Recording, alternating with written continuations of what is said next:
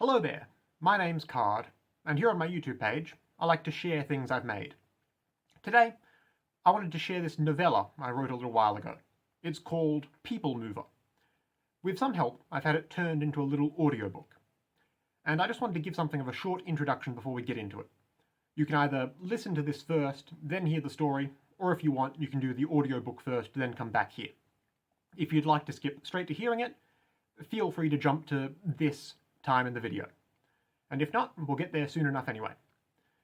This story, People Mover, started as a series of vignettes I put together just as writing practice around mid-2019. I'd been doing some non-fiction writing then, doing local small-town journalism for a little while, but I wanted to have a go at something that would be new for me. By around early 2020, I ended up having the bulk of this story done, so I collated it all together, gave it a bit more polish, and I was very proud of the fact I had a proper finished story. I even did up a little cover for it and made a few print copies so I could hold on to it and say I made something. I didn't do too much with People Mover. I just showed it around indie writing circles here in Australia from time to time, but people often seem to really like it, and I had a rough PDF copy of it up on my website for a while, and a surprisingly large number of people ended up emailing me some really positive and kind feedback, which I'm really grateful for. I didn't and don't have any plans of trying to sell the manuscript or anything like that, but I have always wanted to see if I could do more with the basic story I've got here. I thought about whether or not it might be adaptable into a short film or maybe a stage play or similar, something like that. And a little while ago now, I thought, what if I have a go at showing it off to more people by way of turning it into an audiobook? I thought that would be a good idea, so that's what I've done. I'm a big believer in having a good time making your own little creative projects. As much as a lot of what I frequently talk about here on my YouTube page is relatively dry and often political stuff, even though you should take that stuff seriously, your worldview should have space in it for indulging in your hobbies and working on your passion projects. I've got no qualms about showing off something I've made, and I'm really happy with how this audiobook came out. Having had to reread People Mover for the sake of doing this audiobook, I'd say it does make a few stylistic choices I wouldn't be likely to repeat if I had to do the whole thing again or wrote another story like it anytime soon, but I'm still immensely happy with what I made 5 years ago now. And I hold firm to the proviso that an awareness of the flaws in one's work just means you must have improved in the medium since then, and anyway. I'm not an expert or professional story writer by any means, but not everything necessarily has to be perfect. Having a go at creating something is always commendable in my books. And while I'm talking, I'd also like to thank Lucas Binville in particular, another indie author and very talented and committed narrator who handled a lot of the technical production stuff on this project for me. I'll be linking his sorely overlooked YouTube page at the top of the description, where you can go take a look at some of the other stuff he works on. It's all very good. But all that said, I hope you enjoy the story. Here it is. People Mover by John David Card. Chapter 1. The warm, early morning air blew past the truck at high speed, hugging it, sliding across its shape, almost fleetingly visible as it rolled over the rig's scorching metal chassis. The distinct whistling sound of the wind, scoring an otherwise largely silent scene, amplified the inherent eeriness of the situation unfolding inside the truck's cab. A little girl sat squirming in the passenger side seat of the cab, despite no good, or even remotely legal, reason on earth for her being there. Continuing to fidget in her seat as she had been doing for the past half hour, the girl was constantly planning her next move. The girl's checkerboard patterned backpack sat upright patiently between her feet, and her left hand rested close to its open side, thumb and forefinger anxiously tugging at the zipper. She knew the man driving beside her was surely as nervous as herself, even with the grimly stern face that he had put on. Things were getting edgy, but she felt the odds leaned more in her favor with every passing minute. "I have to use the restroom," the girl said, not untruthfully, but not without a calculated angle either. "We just left the stop half an hour ago. Besides, next closest stop on this route now is at least another hour away." The girl deferred down to a crumpled map that lay haphazardly across her lap. This says there's one in 2 miles. I've done this road a million times, girl. I know it better than the people who laid it in the first place. I just hate to mess up your truck is all. The smell isn't something you'd want to have to get used to, believe me. A surprisingly blunt remark for a girl her age, the driver thought. He made another futile attempt to establish some authority. Company expects me to make this a speedy delivery, and I'm in charge of this vehicle and its occupants, so no more stopping. The girl snaps back dryly without a second's hesitation. Well, I'm in charge of my own bladder. Just it doesn't always listen to me when I need it most. How old are you again? The girl continued fidgeting around in her seat. 12, again. I'm starting to think this was a mistake. Your little attitude ain't so welcome with me. Starting? Hey, you wanted me to start talking when we left. Personally, I think you could have just ignored me all the way. He wished he had. I thought I could use the company, the man sneered. How bad could a 12-year-old be? I'm sorry for not living up to your expectations. I may be mature for my age, but my body still works like any other 12-year-olds. She gestured through the windscreen of the truck's cab. Look, that billboard says there's a stop after the next exit, and if you refuse, I may have to resort to other means. The man perceptibly recoiled in his seat at his companion's tone and choice of words. His choices seemed admittedly limited, and his hand forced. Guess it wouldn't hurt to make one more quick stop. Minutes later, the driver silently detoured into the roadside rest area and parked his truck behind another big rig. His companion, the 12-year-old girl, wasn't an ideal traveling partner by any means. Whenever he had company in the cab, he usually hoped for someone that could keep him awake, with stimulating conversation, with jokes or stories they could swap, and advice they could share. Ideally someone trustworthy and preferably close to his own age. But this girl was unlike anyone else he'd met in all his 20-something-year career. She was needy, impractical, petulant. Initially, all too briefly, he had thought of calling the cops or Child Protective Services when he saw her following him on his way back to the truck. Her story had a dubious taste in his mouth.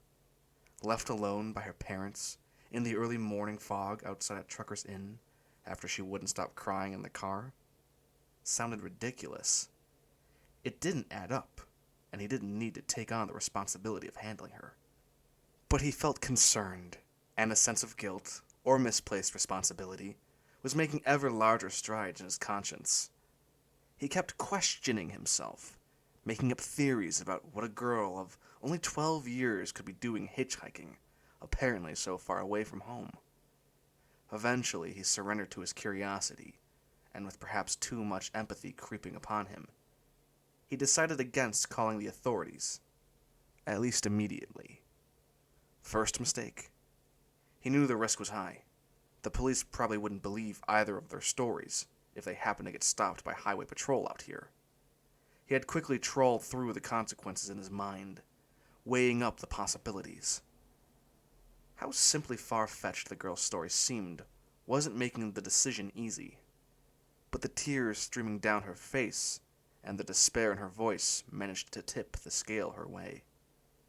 And she had, after all, only asked for a ride to the next town over. St. Mary, Montana. Now, in retrospect, the trucker really wished the tears hadn't helped her case. He started to wish he had lingered on a fleeting idea to call highway patrol then and there. Most of all, he wished he'd never met her at all. Now the situation had changed considerably, because barely 30 minutes into their journey together, he realized he definitely made a mistake. The crying 12-year-old girl had just taken out a 10-inch handgun from her backpack and pointed it right to his face. Chapter 2. The driver weighed up his immediate options while the little girl used the wretched restroom of the truck stop she'd insisted they stop at. He could always pull out onto the highway before she was finished. An act of self-defense. A path back to ignorance. He noticed a line of trucks making their way into the parking area. A clean exit was still on the table, if she took her time. Girls always did, Or maybe women always did. He couldn't deny the fact the little girl was dangerous. A barely 5 feet tall loose cannon that he knew he couldn't afford to entertain any longer. If nothing else, the driver acted on impulse. If he succeeded, he knew, he was sure to rid himself of this devilish conundrum. A 12-year-old with a deadly weapon and such a mature attitude could be harmful to society. But right now, he couldn't care less about society. Frankly, he just wanted to survive. Freedom was undervalued. Eventually, he decided to take the risk. This fully grown man, Joseph Dwight Parsons, Bozeman born and bred, 40 years old, 6'1", real man's man and trucker like his father before him to boot, found the courage to quickly drive away from the small brown girl who he knew might be back from the bathroom any second now. Revving the rig back up with more urgency than perhaps he'd ever had to do anything in his job with before, Parsons checked his driver's side rearview mirror one final time to see if the girl had in fact reemerged from the restroom yet. Nothing there. Barely getting one foot back on the truck's accelerator, he flicked a retake. A huge freight transporter was making its way to the parking spot right behind his truck's own. If he were to get out of this successfully now, he had to be sure of his intentions. The driver waved one sweaty hand profusely, signaling the other truck driver to stop. Once he knew the freight driver had taken notice of his intention to back up, he made one final triple check in the direction of the restroom. The little girl was still, mercifully, nowhere to be found. He cleanly backed up, swiveled the alignment of the cab around, and pulled back out onto the highway as fast as he could. An unseen smirk already finding its way onto his relieved face. Chapter 3. The 12-year-old girl had emerged from the truck stop bathroom, half an hour's drive outside St. Mary, just in time to see her most recent means of traveling, already on the main road and distantly speeding away. And another prospective truck, with which to go, already pulling up where her previous chauffeur had been oh so briefly parked. From her point of view, the girl, Helen, had already found the companion for the next stage of her journey. Another trucker. Tattooed hands, thick blonde handlebar mustache, a slightly too tight, well-worn Marlboro t-shirt, and one pair of silvery plastic truck stop sports sunglasses. It all came together in a perfect pastiche of middle American masculinity. It all ticked. It all fit. This man would be her ticket from St. Mary to the next town, or even farther, depending how happy she could keep her new traveling companion.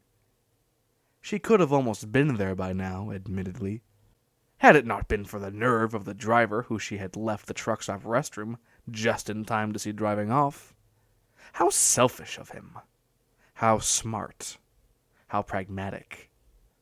Helen wouldn't have been mad about it, really, even if she hadn't already found her next target in Mr. Plastic Sunglasses.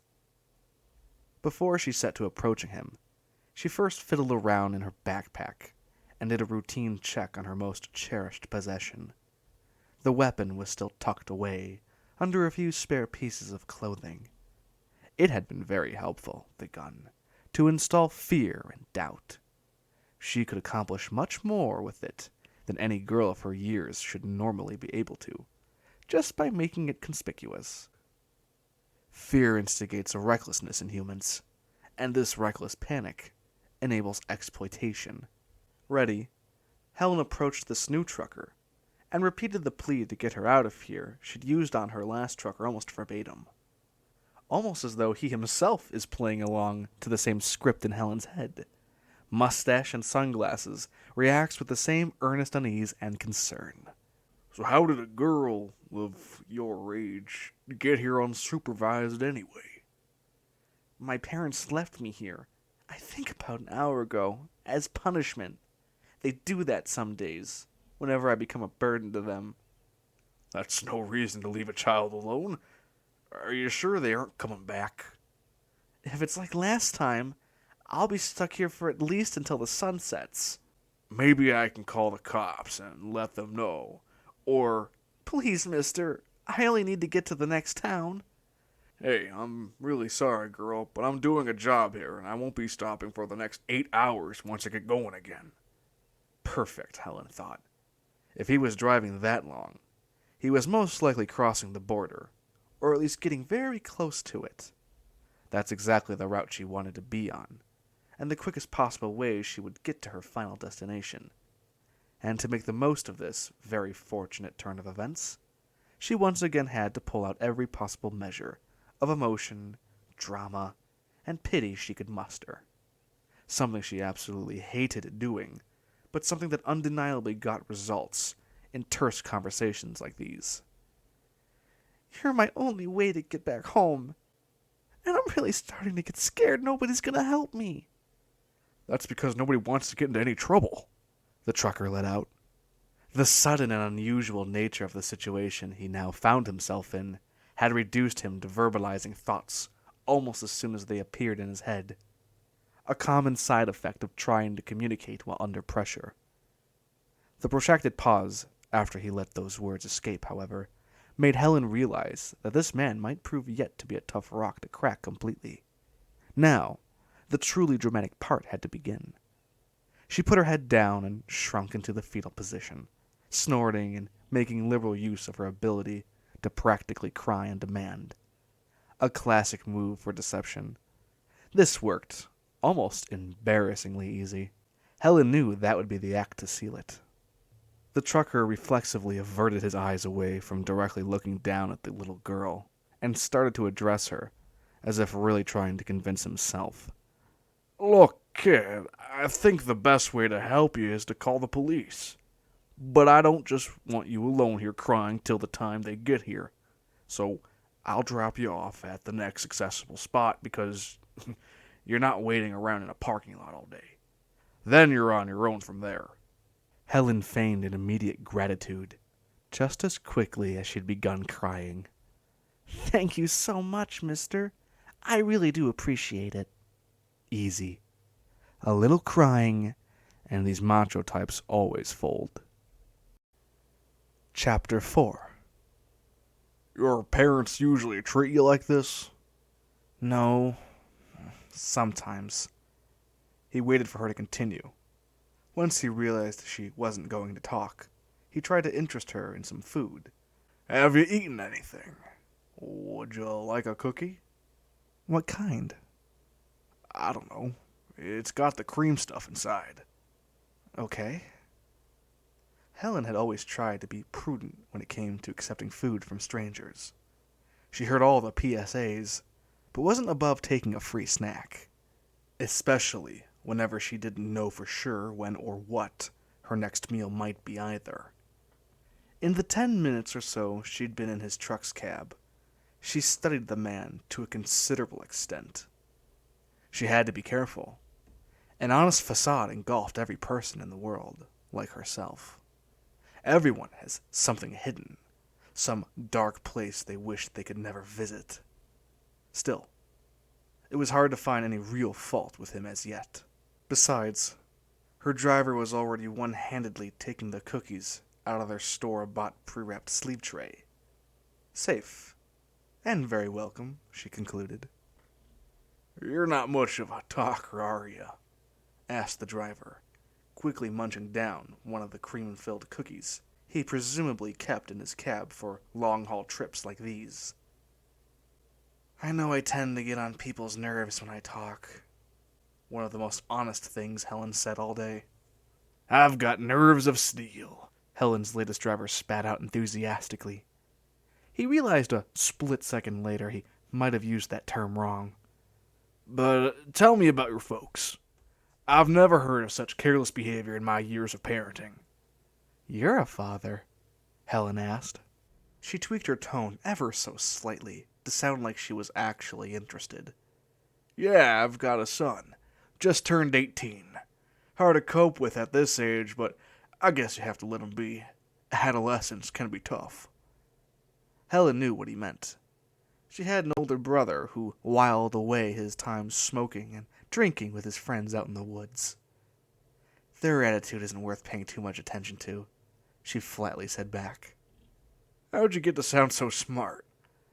What do you know at your parenting, at your age anyway? I understand he's work now. He'll change for good once he gets out of the house and misses his family, said Helen. She was starting to feel uneasy about making this almost earnest small talk. I guess so. So, what do your parents do? She realized he wouldn't stop the conversation until he got some satisfactory answers. The type of infuriating characters she had to deal with on this journey. Everyone always wants answers. Perhaps it was just a universal thing, part of the human condition. She had decidedly refrained from telling any of her previous traveling companions thus far the complete truth about her parents. Their demeanor, their oft belligerent moods, their lack of faith in her. And worst, all the crystal meth. That drug that had ruined her life. For the 10 years of her life she was treated well as goes the life of any typical American schoolgirl. Born in the closest thing the northern flyover states had to a typically middle-class family, innocently going about her life one cherishable day at a time. But that 11th year of her life was when it all took a turn. It felt like a once fluffy cloud that had given way to a dark and heavy object, falling from the sky with ever-increasing speed, inexorably headed for disastrous contact. Contact that would at least dissolve the anxiety of the unknown hanging overhead. But, as Helen found, the object had evaded the ground. It only kept falling lower, plunging ever lower into an abyss with no visible landing, no contact, and no end. Just as she was starting 5th grade, her grandfather, the one person Helen had always valued over anybody in the world, left her side. She still cherished her grandfather and his memory more than anything else. She just wished she could hear him speak, or hold his hand, or do any of the other simple things grandfathers did so simply and so comfortingly, even one more time. Her grandfather truly had been the one sane and stable person in the household, always keeping things in check, making her parents, his son and daughter-in-law, behave like normal, civilized adult caretakers. A former 06 logistics officer of the U.S. Army, his principles and morals had mostly kept the more ethically slack impulses of the other adults in the house at bay. He was Helen's mentor, supporting and compassionate, a light that held off the darkness. His stories and occasional impromptu lectures had crafted her strong and mature mentality. He explained to her the malignity of the world around her, the unfair nature of it.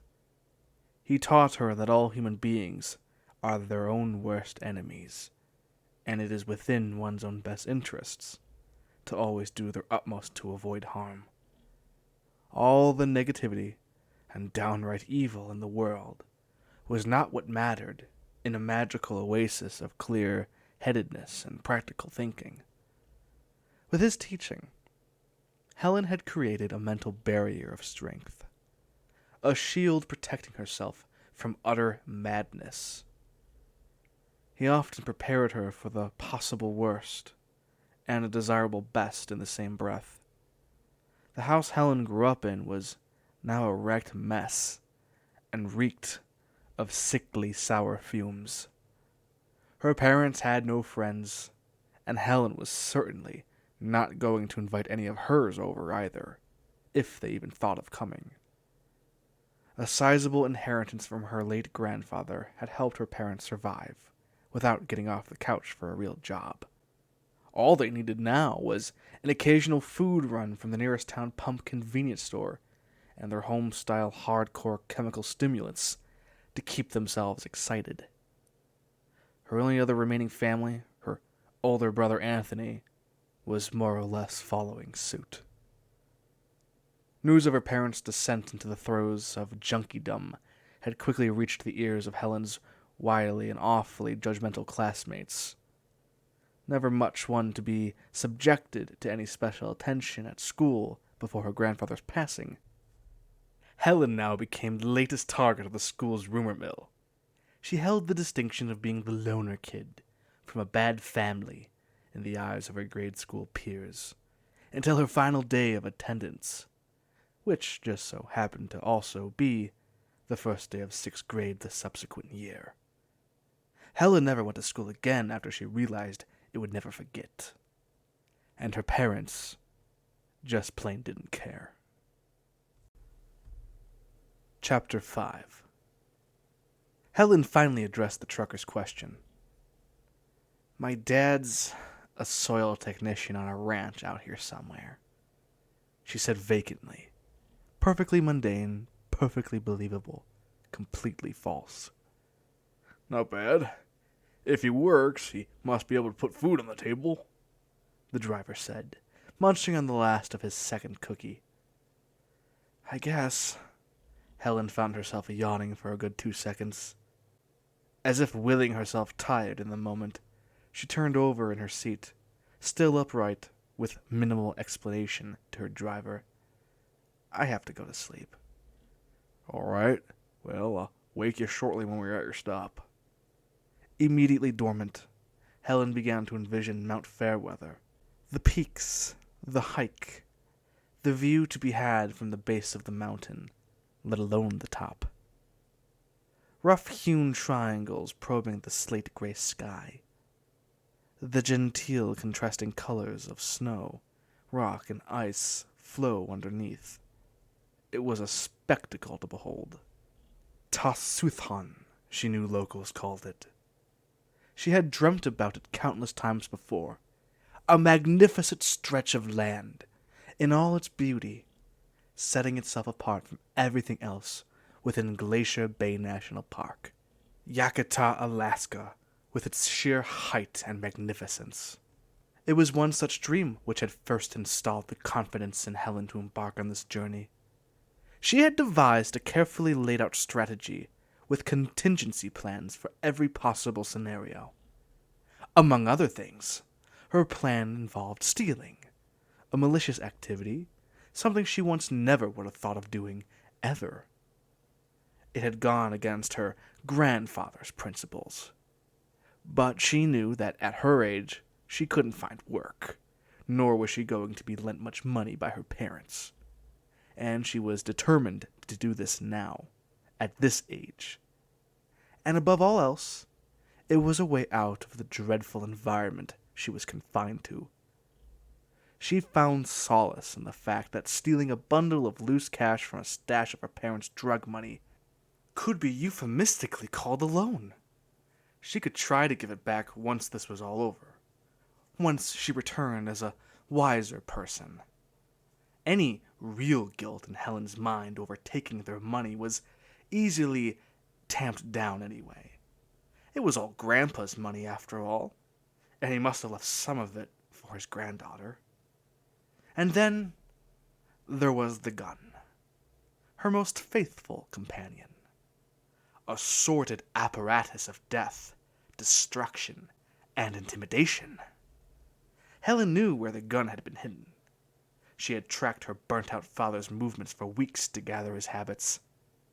He tucked it under the bed, out of sight, but still decidedly in her mind. She quickly found a window of opportunity to steal it from beneath the inattentive eyes of Mom and Dad, who were conveniently arguing about something or other in the living room, one acrid afternoon. She slunk away with it, completely unnoticed, and hid it in her backpack the day she was about to embark on her grand trip. Helen woke up to the smell of smoke and a gently tapping hand on her shoulder. For a moment, she thought she was back in her dreaded room. Perhaps her family had given enough of a damn to actually come looking for her. Once her vision cleared, she realized it was the driver, puffing on a cigarette and patting her shoulder with both his eyes still firmly on the road. She was awake and back in the truck once again, still happily miles away from her family home. Chapter 6. She didn't particularly want to resort to the gun again, truth be told. Helen, the gunslinger? No. She might have learned to hold it in her hands together without a nervous muscle tremor by now, but that epithet would never sit right with her. Helen had set out with the idea of being nice to the world, and to the drivers she would doubtlessly encounter on the journey. If she found that she must resort to acting coercive, it was to be with her words, her knack to somehow convince people through considered speech alone. It wasn't downright evil to find accomplices to join her on this adventure. In hindsight, it was just a small road trip from one relatively small town to another. But it hadn't been easy. Nothing about this was easy. From the outset, Helen felt ambitious while still acknowledging the substantial risks she would face, but it was getting harder. The gun was to be her very last recourse, her ultimate weapon.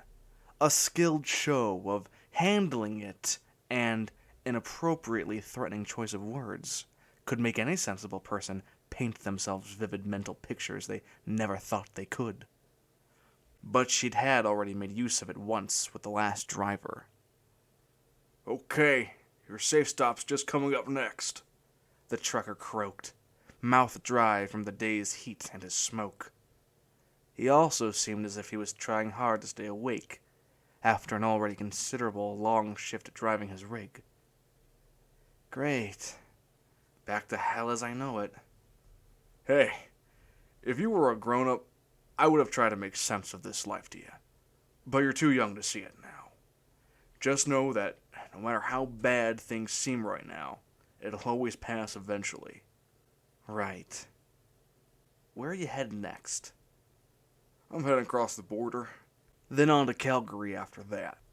Helen had memorized the major towns and cities she would most likely encounter over the course of her road trip. Starting out from her parents' quaint antique cottage, turned dingy meth shack, just a little ways outside of Kiowa. It was then in Browning where she had found her first target, a young driver whose good old country boy, pure helpful intentions, and perhaps a slight deficiency of critical sense, had gotten her onto a major highway with surprising ease. At first, her plan seemed foolproof. She would sneak out of the house once the sun started to set, the part of the plan that was all too easy with her uncaring parents. The next bit was to arrange for a ride to take her to the Trucker's Inn she knew sat waiting once you reached the turnoff for Route 89. Ralph had helped Helen with this. Ralph was a boy about her own age she knew from school, with a weak heart and a heavy crush. She knew he could be played, exploited to her own benefit. He was blinded by harmless affection, and she was very much aware of it. To his credit, Ralph managed to take her to right up the inn from the main road turnoff she had found herself at on his two-seater bike. He had wondered at the time why she had such an obviously overstuffed backpack on her, but with fear that Helen would put a sudden end to their ride together, he refrained from ever questioning her about it. He was happy to be around her, especially on such a pleasant evening, and with no other pesky boys around to spoil the mood. He felt like a man of strength, protecting his dear woman. He dropped her off and headed back home as Helen had then brusquely told him to. She felt bad for using Ralph like this, but promised him they would see one another again sometime, and then they could have a good talk. At the Trucker's Inn, after her stunt with Ralph, Helen made herself comfortable at the root of an isolated tree with a good view of all the parked big rigs. The decorative bushes out front made for an excellent hiding spot, and, as Helen had discovered, also not the worst possible place to sleep through the night in several layers of winter clothing. She had awakened at the break of dawn to a faint yellow slowly painting a new sky over the starry dark of the mountain night sky. Helen momentarily wondered if any of the other towns she was sure to pass through would provide views as beautiful as this morning sky, too. In any case, it wasn't long until she found her target man, a clean-shaven driver emerging from the doors of the inn, taking in the fresh breath of the morning air. He looked friendly enough, and Helen had hoped she did too, despite having spent the night in a shrubbery. That had been the man who would be leaving her behind at the rest stop outside St. Mary shortly thereafter. Earlier that morning was now just a fleeting recollection. But in her new truck, Helen's current associate was friendly enough, unlike the smoke from his cigarette, and very unlike her first aide-de-camp had ultimately proved to be. Calgary was perfect, she thought. Too good to resist. Helen knew her instinct to choose this new driver was dead on. This was going well, but she was keenly aware it could have gone otherwise. It could still, in fact. Helen abruptly felt a sense of regret fill her head. Since she had knowledge of his final destination, she could have been thinking of ways to convince him to take her with him. Instead, she had been snoozing comfortably. Stupid move. Very lazy. If she was to do this, she had to be much more observant, careful, and ultimately shrewd. But now it was almost too late. Her driver was spearheading his truck past more and more of that beautiful Montana countryside, was passing with every second. Helen was making progress toward her goal, true, but she still faced an ever-ticking clock that was steadily turning her current situation into one that, regretfully, might only be remedied by pulling out the gun again. Helen started up with a very deliberate question. "What time is it?" The driver stole the briefest of glances at his wristwatch. "About 7:15. "It's still early. The stop you leave me at could still be scary this early out." "Don't you worry. I called the town sheriff while you were having your nap. They'll be picking you up at the next stop very soon," the driver assured Helen, with an unflappably proud look imprinted on his face. Helen was rattled. She had not planned for this. She could hear the sound of her heart beating in her head. "That's mighty kind of you. Does your son ever come home around this time?" "I'd hope not. I saw him sneaking out past his bedtime once, when he was just about lightly older than what you are now. But my punishment set him straight." "I doubt it." "What?" "I said, I doubt he never snuck out again without you being aware of it. I think maybe he just got better at it." "I don't know what your parents do for you, but in my house I retain a strict climate to keep my kid under control." "My parents don't care. I snuck out of the house yesterday."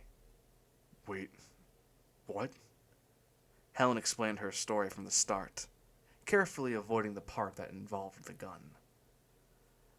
"I don't believe this. I'm traveling with a 12-year-old, taking her to a place she's never even been?" "Yes. I'm glad you see through it, and I would really appreciate it if you could please take me all the way to Calgary." "No way, girl.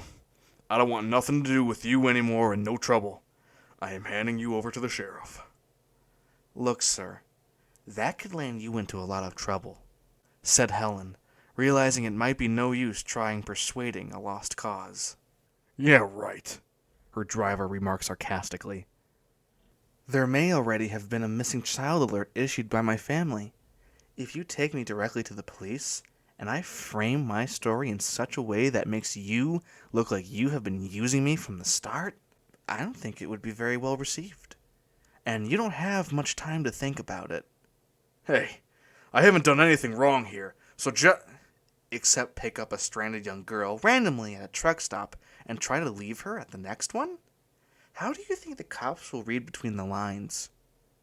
Helen felt all the more emboldened, cutting this adult off so disarmingly. The driver's face contorted unmistakably into what could only be described as a contemplative grimace for a fraction of a second. He could see how this easily seemed to the ear of an outsider. Suddenly, he was faced with a decision that could dictate his future. One misunderstanding with the police, and it could be years behind bars. He felt stunned. He felt sick. He felt a slight rage from inside him, a rage that could perhaps make irrational decisions for him. He thought about stopping his truck and forcefully throwing the girl out.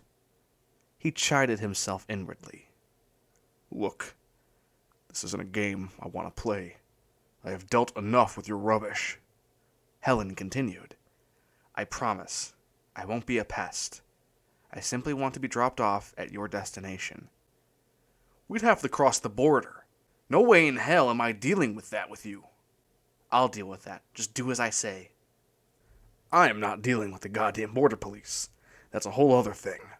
This has got nothing to do with me. I tried to help you because I thought you were in trouble, but I don't want to be the one facing the fall for all the good I've..." He stopped short of finishing his sentence. He felt his right cheek contort to the touch of a tube-like object pressed hard against the skin of his face. For a second, his mind simply failed to comprehend the moment. But only for a second. It all fell into place quick enough. Point blank with disaster, heart pounding, an unprecedented sense of danger was taking over him. This was a gun's cold barrel, presently pushed into his face by a 12-year-old girl. Most crime, much like most sports, is a contest of emotions. Two parties with vastly different ideas and reactions. Even among those of the field, sympathy for the underdog and a paradoxical dislike for the crowd favorite boil up within the spectators. The latter, for the most part, triumph because they have the tools, the equipment, the players, and the will to make it happen. The truck driver thought of all the disgusting child-related true crime stories he had heard about over the years. Trafficking, abuse, abandonment. How the dominant breed got away with most of it. By all rights. His own good intentions aside, he should be the dominant one here. The more physically built, richer, adult person in the situation. But he was made the neutered underdog by the presence of one simple piece of equipment in the hands of a mere schoolgirl. Now he was in the midst of one hell of a conundrum. On the receiving end of a gun barrel, cowed in true fear and trapped in the cab of his own 60-ton Mack like a mouse in a cage. A calm, rational, and ordered grasp of the situation might have deduced that there was to be no easy way out of this situation. However, for good or ill, hope springs eternal. Chapter 7. The Glock 19 is a semi-automatic, recoil-operated handgun with a 4-inch barrel, capable for firing its standard capacity magazine of 15 9mm rounds at muzzle speeds of well over 1,000 feet per second, at an operational lethality range of up to 50 meters. Lightweight, compact, competitively priced, and wielded easily by military personnel, law enforcement officials, and responsible, conscientious citizens from all walks of life. It is one of America's most widely used sidearms. Such a weapon in the hands of a little girl would be bad enough. But Helen didn't have a mere Glock. She had the Desi. None of the pedestrian Glock 19's sleekness, matte finish, affordability, or typical civilian availability matched up to the bulk of the Desert Eagle 50 cal pistol. The Desert Eagle, or a Desi, as it is otherwise so proudly known as by many, including Helen's hated parents, is a slick, chrome-plated device used widely by gangsters, wannabe gangsters, over-enthusiastic prop departments, and the Israeli military to announce style and swagger in a distinctly boastful manner, otherwise unachievable with a more modest hand cannon. But one doesn't need to be a guns expert to know that.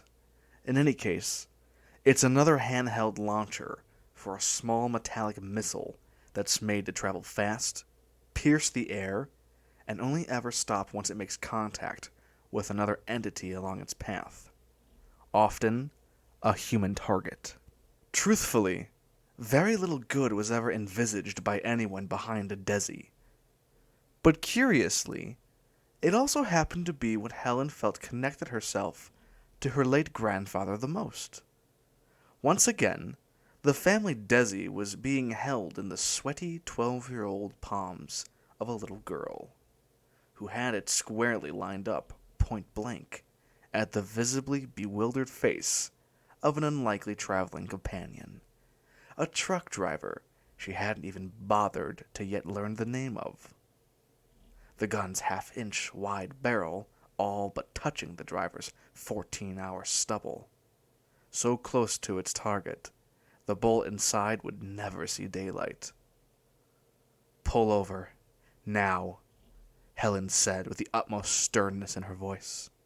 The driver cackled his dry mouth. "Jesus Christ. What are you doing? Put that down. You'll hurt yourself." "I don't think it's me you should be worried about." I don't understand why you're doing this.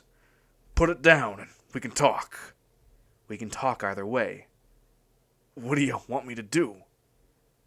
"I simply want you to listen to what I'm saying, and don't do anything stupid. I've fired this before, and I will not hesitate to do it again." "We're in a moving truck. If you shoot me, we're both going to end up off the road." "I'm aware of the situation. So stop the truck on the shoulder and turn off the engine and raise your hands to your head." Stiffly, the driver obliged. He looked for a wide shoulder on the right side of the road with enough room for a freight transporter. Typically, stopping on the shoulder should only be used in an emergency. Did this count as one? Surely, he thought. After a mile, he switched on the hazard lights when he found the road widening. There was a protocol to be followed in this situation. He actually had been trained for it. But his new hitchhiker friend had made him forget all about it. His mind was racing with adrenaline, a million thoughts, and very few decisions to make. And he did exactly what Helen had asked of him. "I want you to take me across the border and do as I say. Simply remain calm with the border police, and silently take me with you to Calgary." "Please put the gun down." "I will. The sooner you realize this is your only way to see your kid again, the better." "I can't just sneak a random kid into Canada. You need documentation. And there aren't no weapons allowed north of the border either." "You let me worry about that." She paused. "Just answer truthfully. Have you sent the paperwork for this truck through to the border station yet?" "My foreman takes care of that through the freight company." "Will you be heading into the primary lane directly?" "Yes, that's what I have always done. And how do you know all this stuff?" "Perfect," Helen said under her breath. She ignored his question. "Let's get moving. I'll fill you in on the way. How long till we reach the border?" "Maybe another hour." "Good. Keep driving. And don't pull any tricks. And give me your phone." The driver handed over his well-worn mobile. She made sure it was completely off, then tucked it deep into her backpack for the time being. A silence prevailed in the truck. It was windy and starting to chill outside. Back at home, Helen had practiced her threatening speeches in front of a mirror continuously till she felt her voice gain an air of confidence. Threats can only be validated by an aura of authority from whoever makes them. Helen had actually never held a weapon in all her life prior to the day she stole the Desi from her parents. And truthfully, she certainly had never fired it before. She didn't see the need to, of course. It's not the sort of thing an otherwise typical preteen girl had much cause to. Never one to be a headliner, she was happy with her unimportantly schoolyard gossip and trivial ambitions. Regardless of how unfortunate her home life was, she saw to never get entwined in any narrow-minded quarrels, and possessed the right attitude towards life to seemingly always stay out of any unfriendly disputes. A mature head, but one happily unknown to any real danger before. Helen had no great desire to peek around the corner of the wall protecting her from the wickedness of the world early. No damning curiosity to see what lurked behind just for the sake of it. But this was necessary evil. A complex state of affairs she had planned out since the thought of this expedition had first crossed her mind and quickly solidified in it. Unfortunate as it all was, she had to instill fever inside the brain of her accomplice, her to-be breaker of international border law. There was still compassion somewhere within her, but a boldness outside now too. The grotesque device in her hands, and the drive to see her goal through overcome her mentor's, her grandfather's, pragmatic wisdom. For now, within the confines of the truck, she was willing to lie and threaten and explore that real wickedness of the world firsthand. Chapter 8. The unlikely party of two were still traveling north in the uncomfortable hush of the truck's interior, inconspicuous to the outside world. The small clock on the truck's dashboard blinked 8:30 a.m. now. They were getting closer to the Canadian border, and Helen was still mulling over what exact words she would need to best convince the border officials of the story she was brewing. In the mind of her driver swirled thoughts of illegal immigration, bribes, crime, blackmail, her gun. All far from what he had expected today's job to be. Frankly, very far from what he expected any day's job to look like. Suffice to say, this was not how a smooth freight delivery was supposed to go down. Tranquility, a peaceful state of mind, was all he desired now. But dying here was not the way he wanted to earn it. Whatever could have possessed this little girl was proving harder to even begin to comprehend with every passing minute and mile closer to the border. It was hard not to feel utterly helpless with every moment he contemplated the dreaded object in her hand. Was the gun loaded? Was she prepared to use it? Neither would surprise him at this point. The trucker's mind was examining and calculating every next move, just as much as that of the little girl beside him. But the way he saw it, this was not the time for rash actions or action movie heroics. He felt, but fought, the reckless urge to snatch the gun from the feeble hands of the girl. The driver knew such a hasty move could very quickly result in a death or two. "What's your name, sir?" Helen asked, breaking the stream of muffled noise coming only from the moving truck's engine. "Louis Plummer," the driver answered flatly, almost grateful to have any conversation at all to distract him from his ongoing internal stream of consciousness panic. "From now, are you giving me a choice?" "I'm sorry things have gotten crazy for you. I had to plan a way for somebody to take me across the border." "And this is the way to do it?" "I had no choice. I don't have the money or the means of my own to pull this off otherwise." The driver, Louis, lost for words momentarily, eyed the gun still resolutely pointed directly at him. Helen had pulled it away a few inches away from his face, but kept it level with the man's head. Still highly damaging, mentally and, should the worst come to pass, physically. "This was my only way to convince you to do this for me. I really don't want to hurt you, and I hope you don't lead me into need to, mister. but we're only a little bit out from Alberta now." "And what exactly are you going to do once we reach the border?" A very good question, asked with an affected nonchalant tone that almost disguised the sheer panic in the man's mind. To paint a picture of the Canadian border entry lanes for motor vehicles, one would do well to imagine an imperfect resemblance to a standard American toll gate. Drivers are required to choose the appropriate lane for the nature of their entry. Commercial, residential re-entry, holiday making, those sorts of normal everyday reasons, and then hand over documents pertaining to their arrival and business in the country. It's a very standard procedure of give and take.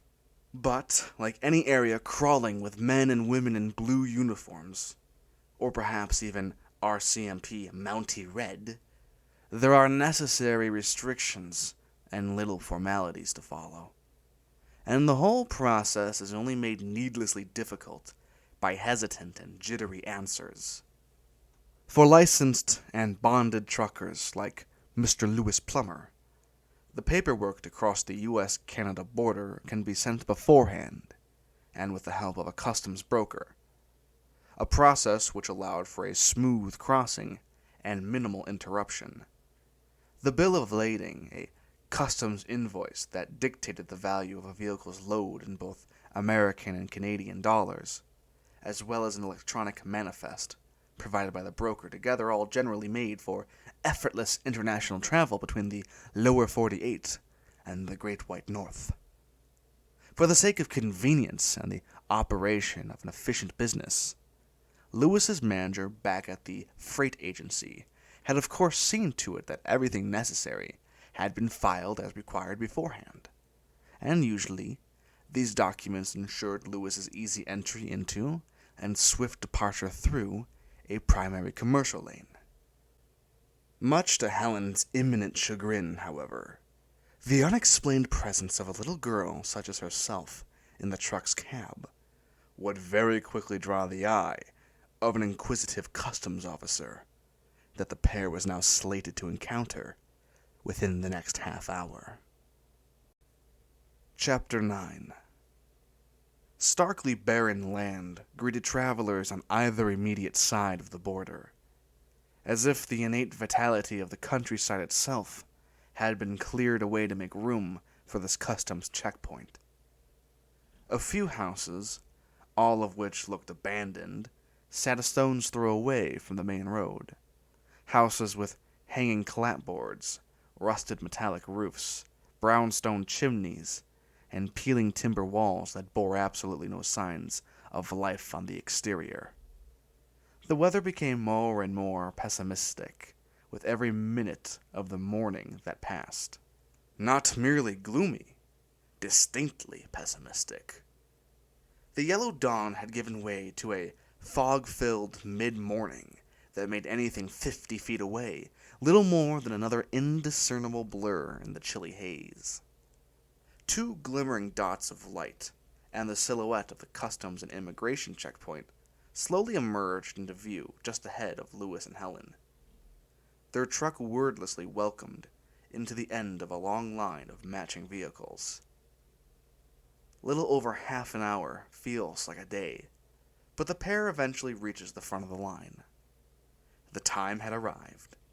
Time for Helen to find the capacity within herself to perform the sort of unflinching delinquency which would be necessary to ensure her unimpeded crossing of this border. The modern-day U.S.-Canadian border crossing process involves a fairly uncomplicated procedure of document presentation accompanied by a series of questions the visitors are expected to answer, whether you're in a freight truck or not. The less documentation one had, and more apprehensive you acted, the more likely you'll be restrained by the authorities for further questioning. Every guard who works any crossing along the border, on either side, is thoroughly trained into the role. But mistakes are always at least theoretically possible. No one ever said customs and border security is perfect. This particular crossing on the Montana-Alberta line, the one our protagonist and their traveling companion were about to enter were certainly not used as much as the entry point between, say, New York and Quebec, or even Minneapolis and Ontario. Crossing here would hopefully be much more lax than attempting to do so at most inspection stops along the US-Canada border, in spite of what Mountie-adorned PSAs you might have seen on the walls of one of these very places would have you believe. Helen had thoroughly researched experiences, rules, criminal stories, and arrests of people passing through these checkpoints before beginning her journey. She could tell you off the top of her head the rules for a minor heading up north with an adult were simple. You must remain with a parent or legal guardian, present your passport and birth certificate, behave at all times, and ideally, you mustn't be over the 0 stolen and unregistered firearms per child limit. Those rules admittedly might trouble Helen given her current situation. Go time. A border police officer approaches Helen and Lewis's truck from the front driver's side. For perhaps the 12th time that morning, he looks down at 2 pieces of paper firmly clasped in the left hand. Then at the license plate of the truck before him. Back to his paper. He lifts it, stares at the second paper of his pair. Eyes back to the truck. Then back to the paper. A third time. Back to the truck. Back to the paper. The officer purses, then immediately unpurses his lips. Whatever he was doing with the papers is evidently done, and he steps right up to the driver's side cab door. "Passports?" the cop says, shooting a firm glance at the 2 passengers of the truck. "You's got the Ladingson head. Advance, yeah? Customer's invoice there, guy." Lewis obliged. He was visibly nervous, but he had done this before without any disputes. The only difference now was his hitchhiker, a girl of 12, with a big gun, possibly ready to pop him right in the head with it at any moment. Said gun had momentarily been removed from its place right next to Lewis's head and shoved into the top of Helen's backpack.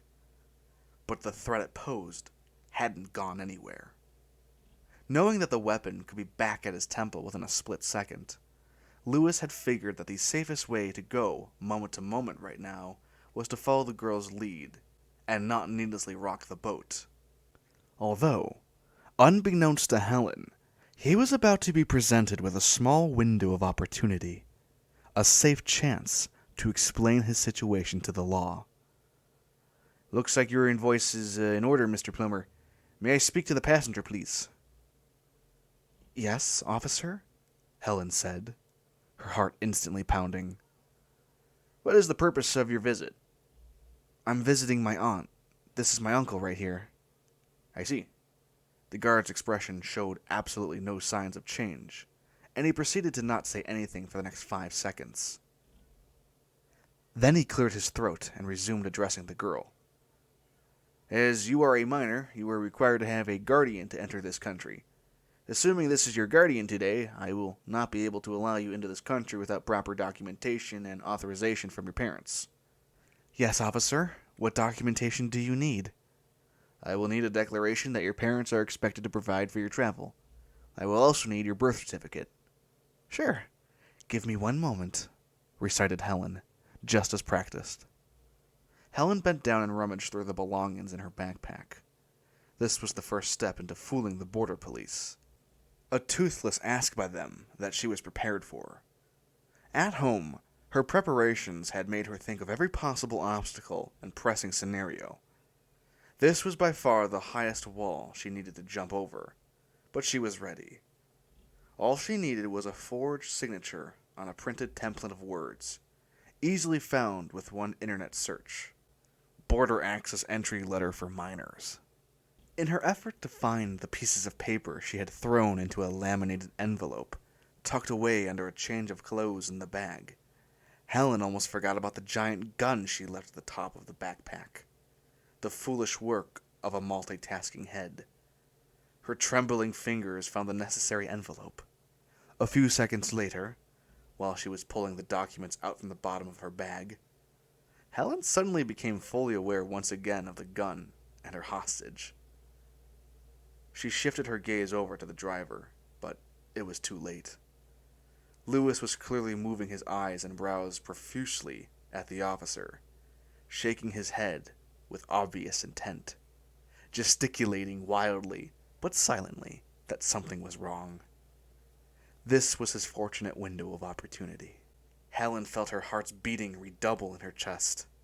A faint voice inside her head almost seemed to whisper, "The tables might have turned." Chapter 10. What did you say? Nothing. Damn that stupid kid. Where'd she go? Beats the hell out of me. She's probably at some party or something. Where'd you put the next batch? Same place as always. She'll probably be back tonight anyway. Let's get one in before we call the cops or CPS or whatever, regardless. Yeah, and what if cops do show up here and grab us instead? If she's not back by tonight, their priority will be Helen. If they knew we were dealing, they would have locked us up by now, right? But they can't come in here. And now they will because the kid's missing. We'll be careful.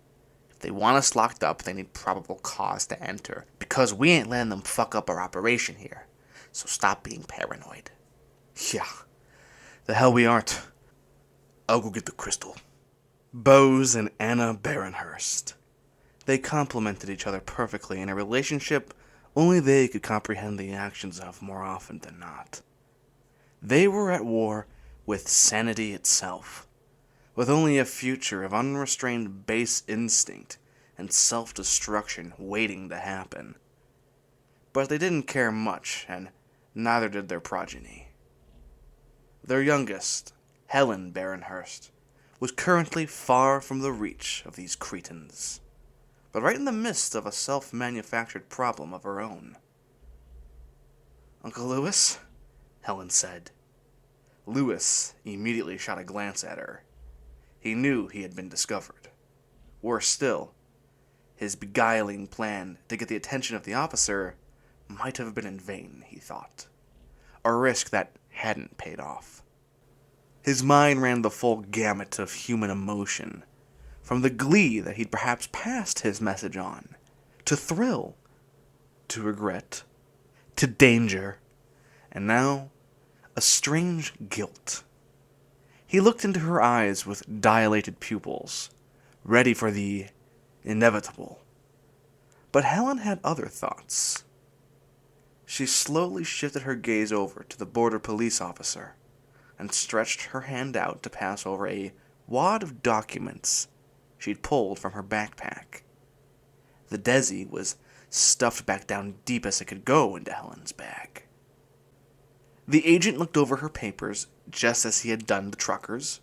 He asked Helen a few questions about her parents. He then turned to Lewis to ask about his return. After assessing their answers and discovering nothing of suspicion, he handed their documents back.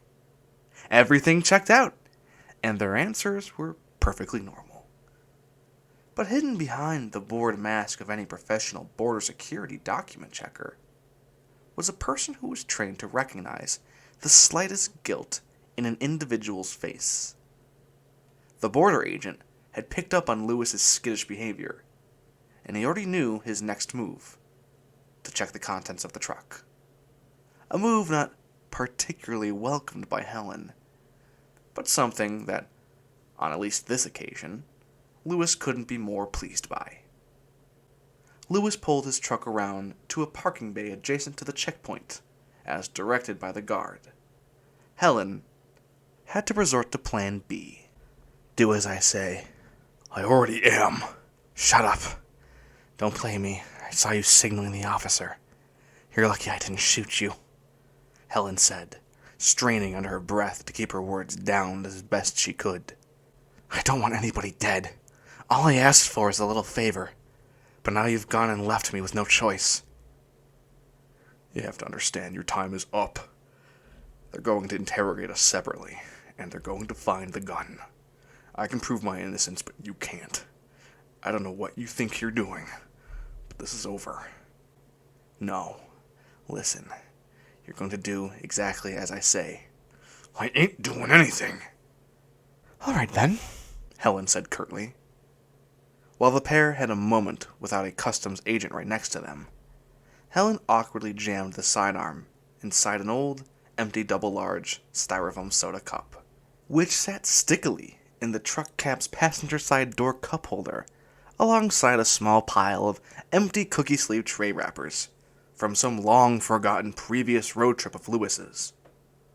The giant gun bulged out the sides of the soda cup a little, but it still fit in there, well enough Helen could even get the lid back on. Thank God for the ludicrous size of soda in this country these days. Where else but America could a 12-year-old find a massive foam soft drink cup to hide their equally oversized firearm in? They were now parked in their assigned slot within the truck bay, and Helen quickly placed the sticky, desi-laden cup back into the slot on her door, giving the impression of an unconsumed trucker-sized Coca-Cola. The risk was great, but the best hiding places are often always those in plain sight. She turned to Lewis. There was no way she could get out of this without making one final threat. With no gun, temporarily without the desi, she had to bring her malign words back into play. She had thought of it at the moment. It came naturally to her, and she was thankful.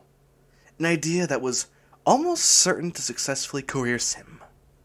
Helen had chosen him to be her driver largely because, even from a cursory examination, he had fit the profile, checked her boxes, and she knew she could sway him. If you tell the cops anything other than what I am about to tell you, you are going to find yourself in a lot of trouble. Because you'd be wise to know, my parents are junkies, and I've hidden a bag of crystal meth in this truck. And I'm pretty sure I'll be easily able to convince the police it's yours, if I have to. Chapter 11.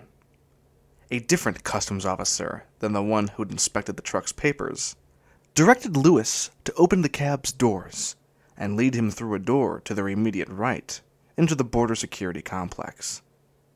A second officer asked Helen to pick up her belongings and follow him. He guided her into a small off-white room, 2 doors along. Helen felt queasy. This cramped room was further divided into 4 cubicle booths with glass-mounted walls and an atmosphere of professional apathy. 2 more border policemen, each dressed in crisp blue uniforms, stood talking to one another on either side of another door, which presumably led further into this customs checkpoint. Helen began to nervously fidget with a strap on her backpack as the man she was following walked towards, then through, this next door, glancing back as she crossed the threshold to ensure she was still following along. Helen's officer asked her to wait here momentarily, in this windowless, halogen-lit room, occupied by nothing else but a few steel folding chairs atop a thoroughly scuffled linoleum floor. As innocent as Helen might otherwise appear, she feared her hopes for entry depended entirely on the bluff she had told Lewis a minute ago. After 10 minutes of being subjected to the stark silence of this empty room, a large figure entered. It was the officer who'd walked her in. He sat down in the spare folding chair, asked her a few basic questions about her family, the nature of relationship with Uncle Lewis, and her intention to enter Canada with him. The conversation itself lasted no longer than maybe 5 minutes, and Helen felt surprisingly comforted by his demeanor.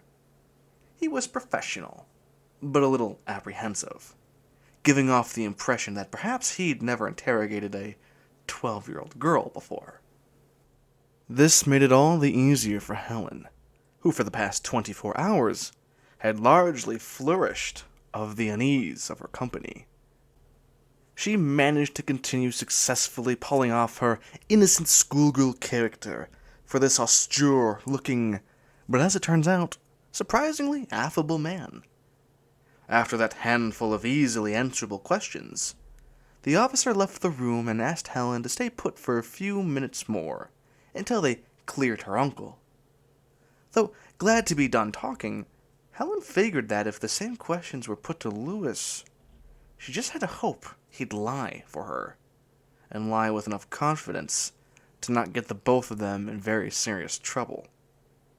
Helen knew she had all the right documentation, and she had to figure the gun hidden in the truck wasn't going to become a problem either. Presumably, if they'd found it, she'd have been asked a few more questions than just the standard immigration inspection rigmarole. Right now, all Helen's hopes rested on the threat she'd made, or on Lewis's nerves, if anything. Either way, it was out of her hands now, until the next phase of the journey. Maybe 15 minutes pass in silence. The first officer, not the one who'd led her here, but the one who'd inspected the truck's papers outside, strides into the room, draws Helen's gaze, and lets out exactly 3 words. Come with me. Chapter 12. 5 p.m. Dark, far-off silhouettes of houses and trees appeared at the base of a sky filled with all the colors of an Albertan winter afternoon. The orange slowly faded into the faintest dash of cerulean blue, where the sun made an effort to shine its last light of the day. Minutes later, the sky would begin to dim, and a similar, albeit far less magical, orange shade from the streetlights would illuminate the ground and road below. Helen and Lewis were still traveling up north. They were now only 2 hours away from Calgary, Lewis's final stop, but he wasn't sure about it anymore. In his travel with the girl, he had managed to experience a routine delivery of goods turn into more than a lifetime's worth of peril. A thrill that, after the border incident, he had almost looked back on and welcomed. They had talked quite a lot after the border. Helen told him a great deal about her family, her grandfather's death, her school, her social life, Ralph, the love-struck boy she'd used for transportation, and the hobbies she once loved. She explained her wealth of knowledge by crediting it to her innate curiosity, a characteristic which meant she could ignore her parents' misery and continue to learn through books and, occasionally, the internet. She had even told him about the first driver, how she threatened him and his escape, which left Lewis admittedly a little concerned. All the same, he had enjoyed the conversation, and he was starting to feel altogether a little bit happier about accompanying her after she had mentioned her motives. It was quite unusual, Lewis noted. He had hated her just this morning. Getting past all the threats, in his now much more relieved state of mind, he found her to be quite the character. The return to tranquility that he had sought above all else before he had come into existence here, in its own strange way. Lewis settled into the idea that Helen was harmless inside, at her very core. Her disturbing methods were most likely only means to send a message across. Back at the border, he had ultimately decided against the risk of not siding with her and her uncle's story. He had answered all his officials' questions, which thankfully weren't too invasive, and now, if nothing else, he was gaining a few insights into parenting his own son. After they ended up being let through by immigration security, and following an early lunch and 2 coffees, each at a small family diner just over the Canadian border, the pair had started making proper headway deeper into the province of Alberta. How very quickly their mid-morning brush with customs had given way to the evening. Helen found no need to threaten him anymore, and Lewis was content to let her come with. His biggest fear this morning had been being snagged by the border police, but that had passed now. Any news about a missing girl in Montana would hopefully not make too many waves across the border. Besides, Helen had convinced him that her parents were never going to deal with the police. In this unfair world, the reality of missing children alludes to an unpleasant fact. After the first day, the fate of abducted children is generally assumed to be sealed.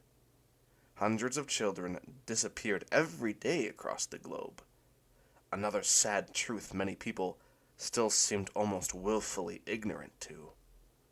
Admittedly, Lewis wasn't entirely unworried about his fate in all this. He had been given a handwritten letter by Helen, stating that he was in no way responsible for her disappearance, nor for the activities he had partaken in with her. Perhaps a futile piece of evidence to have, should things take a turn for the absolute worst. But Lewis was happy to have it all the same. Lewis felt an unusual mix of emotions. He was certainly not happy to have met her initially, but that had changed awfully quickly, having learned more about her, now having successfully helped her get a lot closer to where she needed to go. Still, a strange sense of fear was progressing in his conscience. He was afraid. Afraid for his family, his own self, and for the girl. He felt something of a premonition, a forewarning to a disastrous event waiting to happen. But he wasn't sure what it was. He wasn't sure who it was for, or why.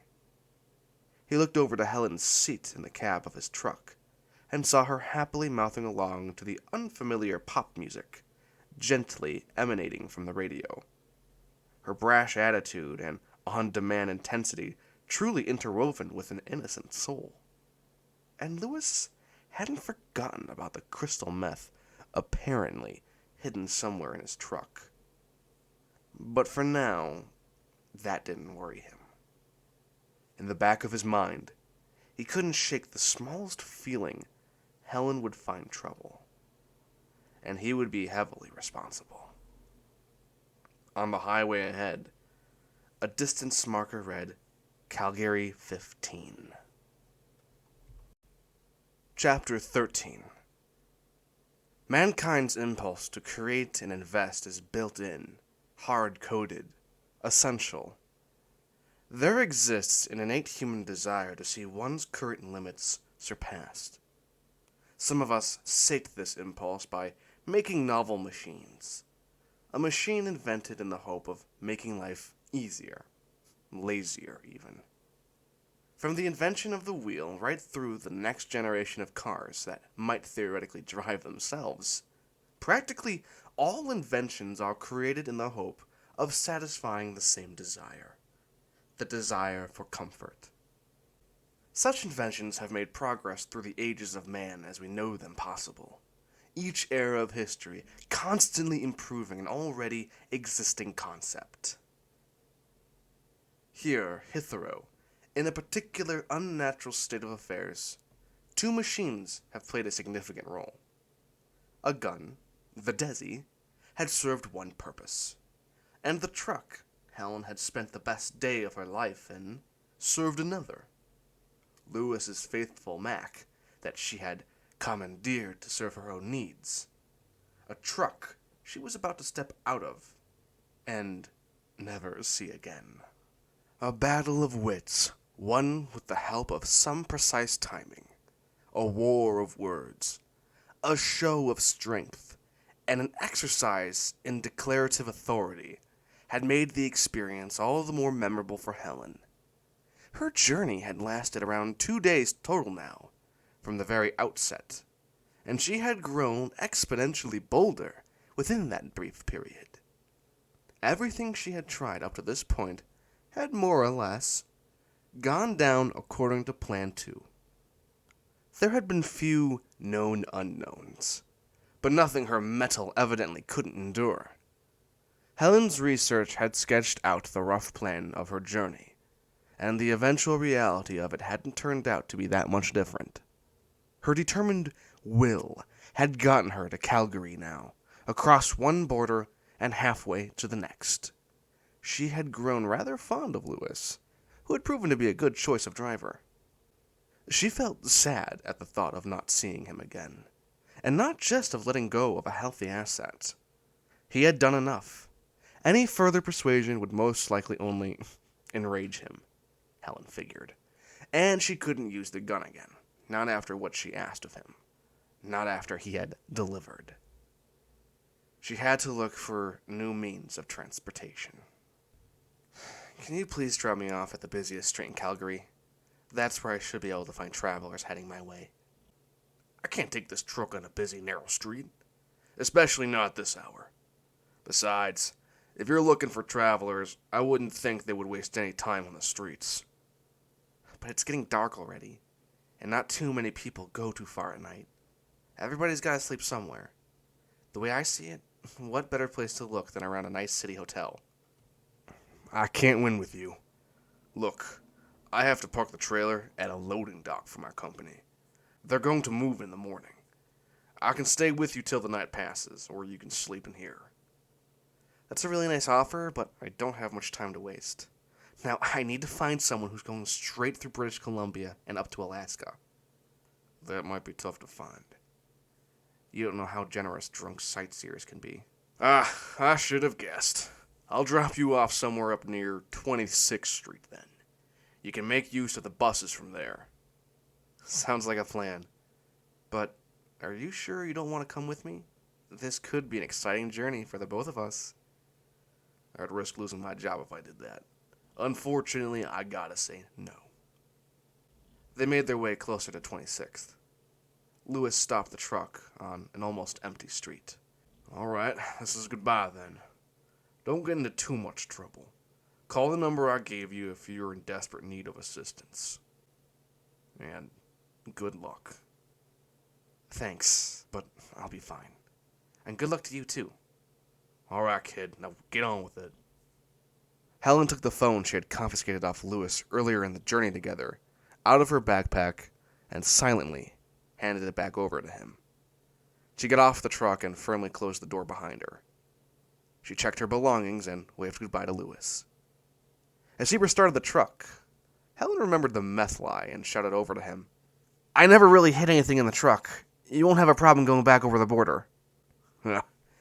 Good to know, replied Lewis, his suspicion about her earlier claim confirmed.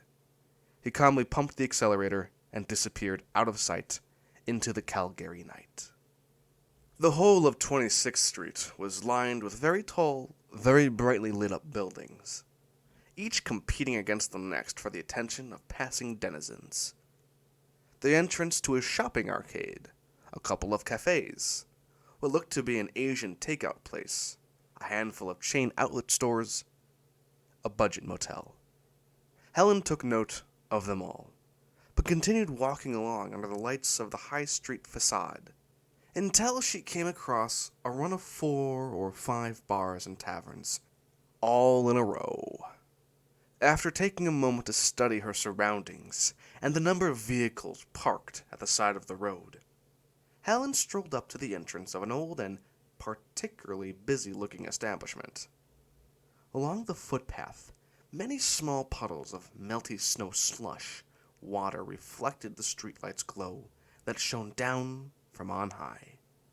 The air around Helen was filled with different music coming from every direction, punctuated by the constant chattering and occasional laughter of a nightlife distinct in full swing. A setting so youthful, yet Helen was still, by rights, too young for any of it.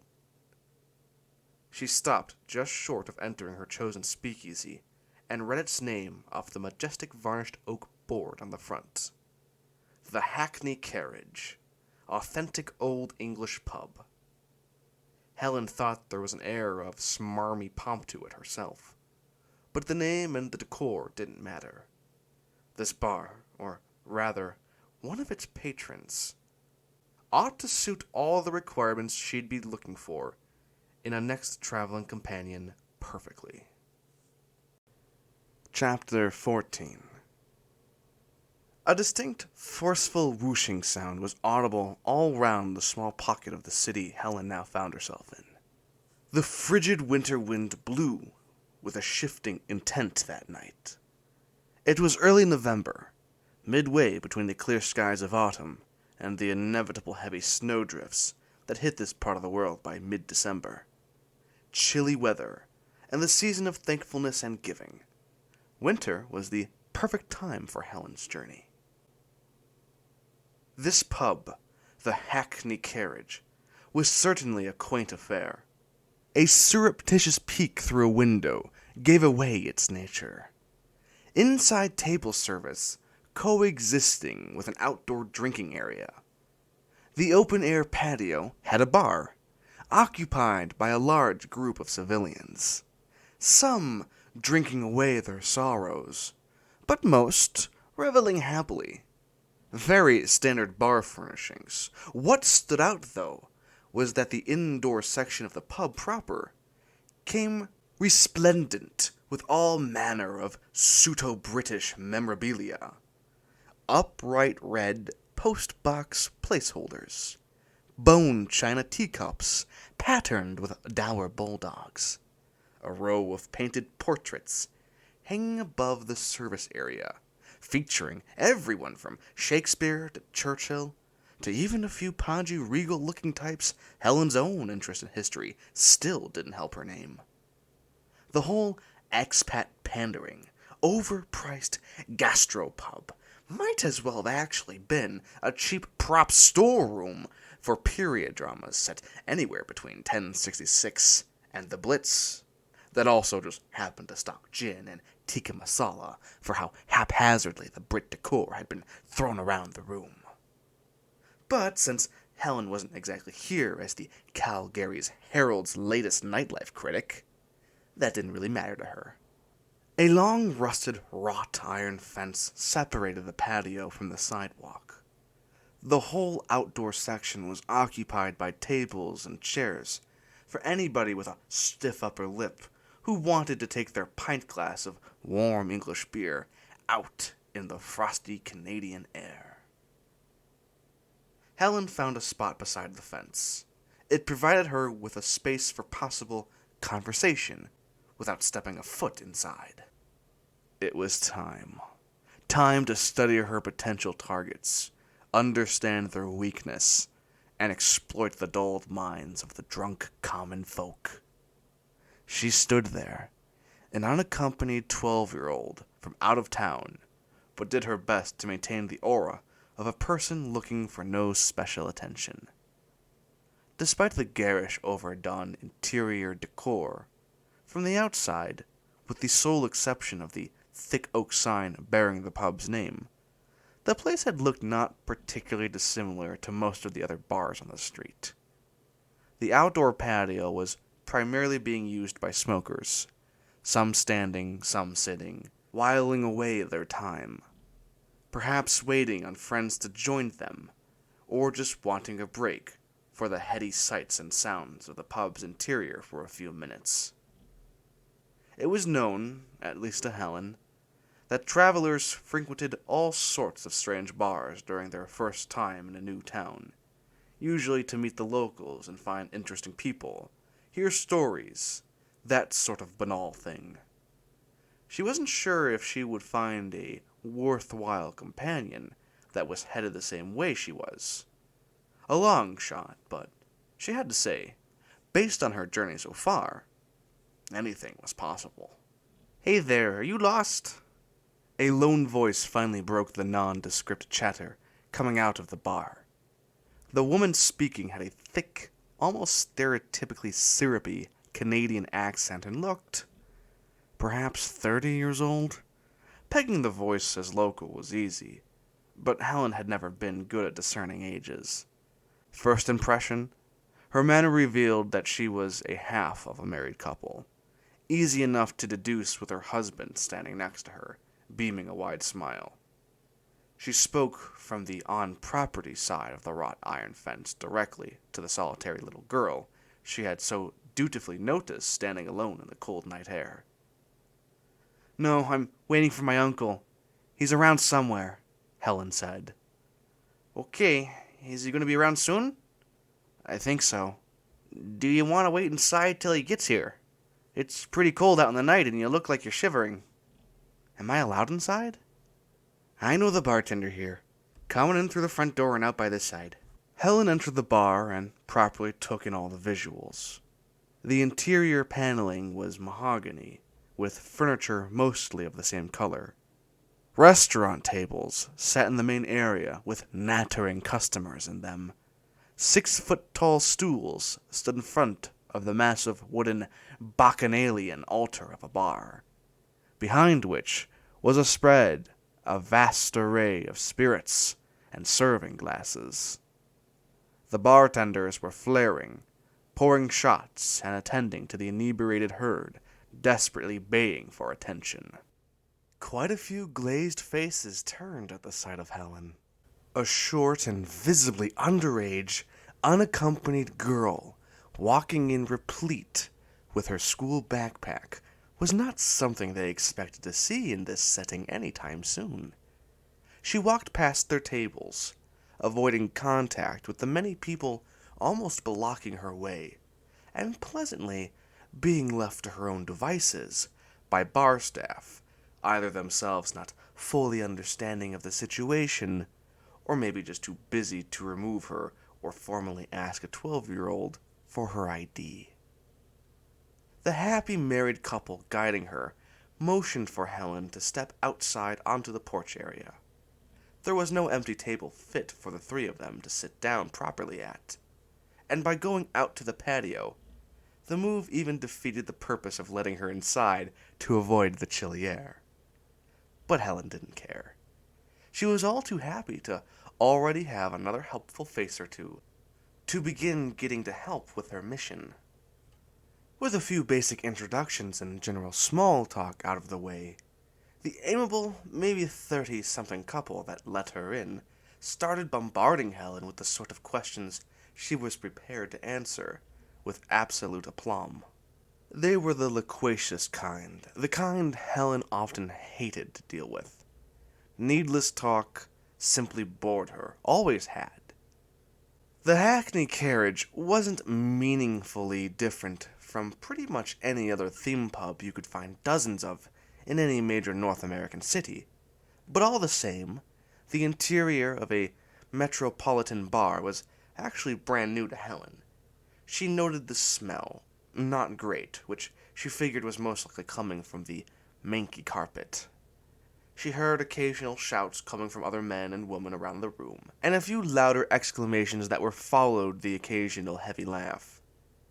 After a fair bit of mindless chit-chat, Helen had somehow managed to convince them that her fictional uncle might have lost sight of her, and that it wasn't uncommon. She used her best faux innocent, don't worry about little old me tone to assure them that she'd be okay, and that she had been in this situation before, successfully making it back home alone. She made sure to drop the name of a budget motel she'd seen on the walk over, the Wayland Inn, as the place she was supposedly staying at.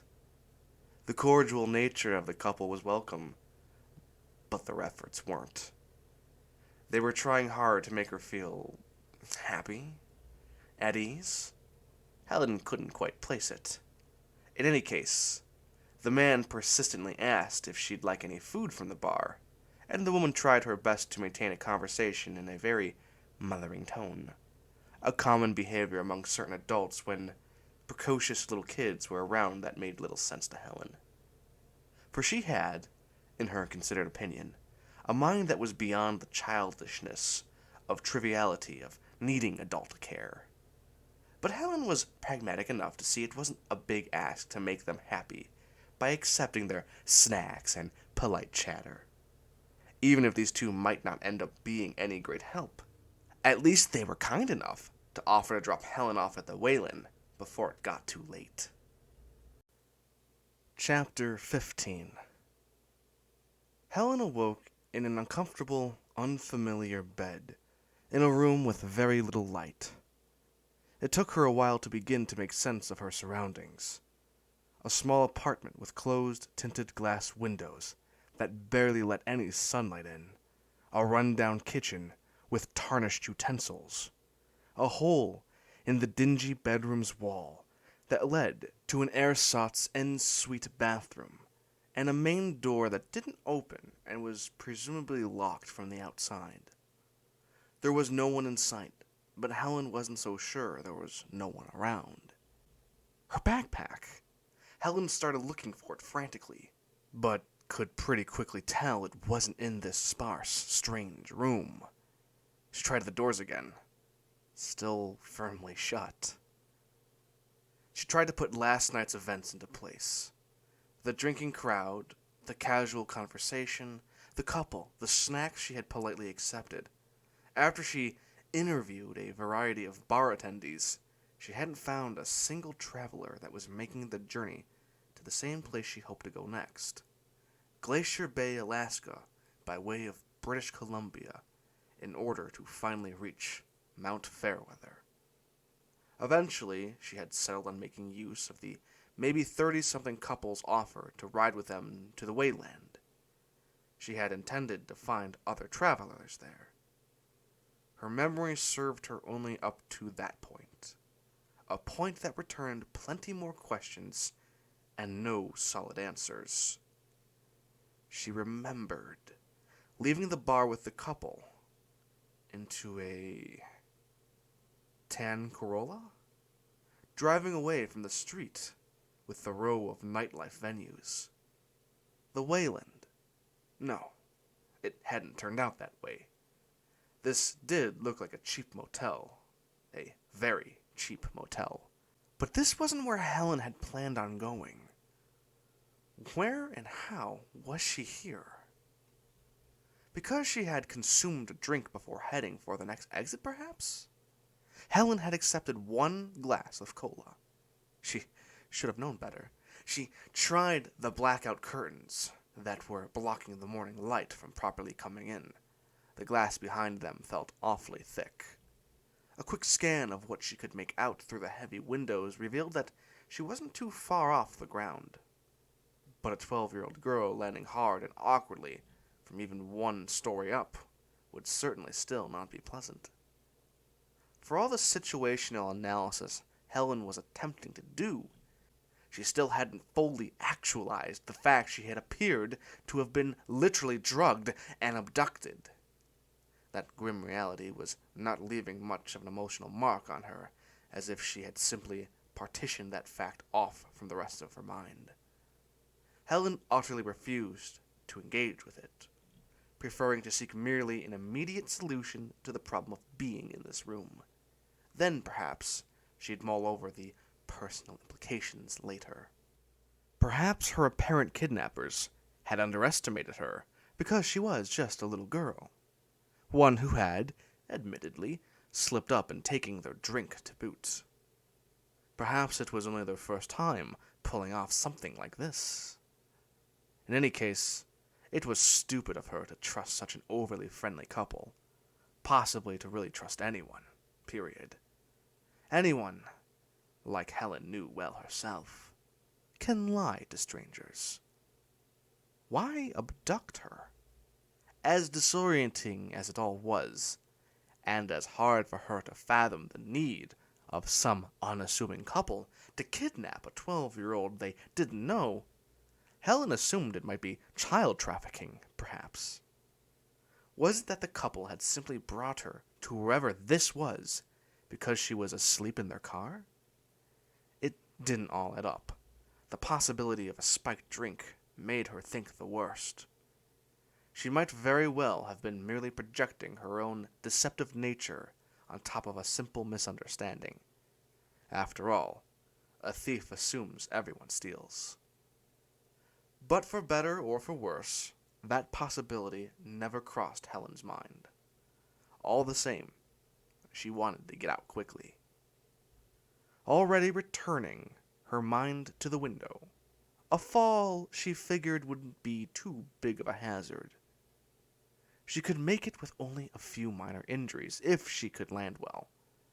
But no part of this was to be easy. She found no heavy object to break the window's glass with, no gun to shoot the panes down. She searched again, every square inch of the room, for any trace of her backpack. If she was to do this, she had better do it sooner rather than later. There was no way she would be able to overpower 2 adults. Or even more, perhaps, if the couple had returned. It was still a foolish move from her presumed captors to leave her alone in a room, however. And whatever unpleasant motive they might have had in mind was about to be fouled. With no obvious tool to break free, and no conceivable way of finding her backpack or its contents, Helen felt a rage inside her like never before. But she thought hard. With few other options on the table, she ran towards the bathroom and pulled up the lid of the toilet's flush tank. This was the best she had. It went through the room's antique half-inch thick frosted window without any appreciable resistance. Shards of ceramic and glass bouncing across the worn, carpeted floor of the room and down onto the pavement outside. She now easily saw dozens of cars parked on the other side of the road, inside a 3-tier parking garage structure. It had made a deafening noise, the window crashing, and the landing of the ceramic lid thereafter. Thankfully, there had been no one walking around directly below. Carefully, Helen climbed out the window, doing her best to ignore the few jagged pieces that still remained around the edges of the room's new escape hole. This decrepit building had no fire escape, so she stood on the window ledge, probing her surroundings for a flagpole, a downpipe, a garbage bin, anything at all that could be used to make the fall shorter and less painful. No luck.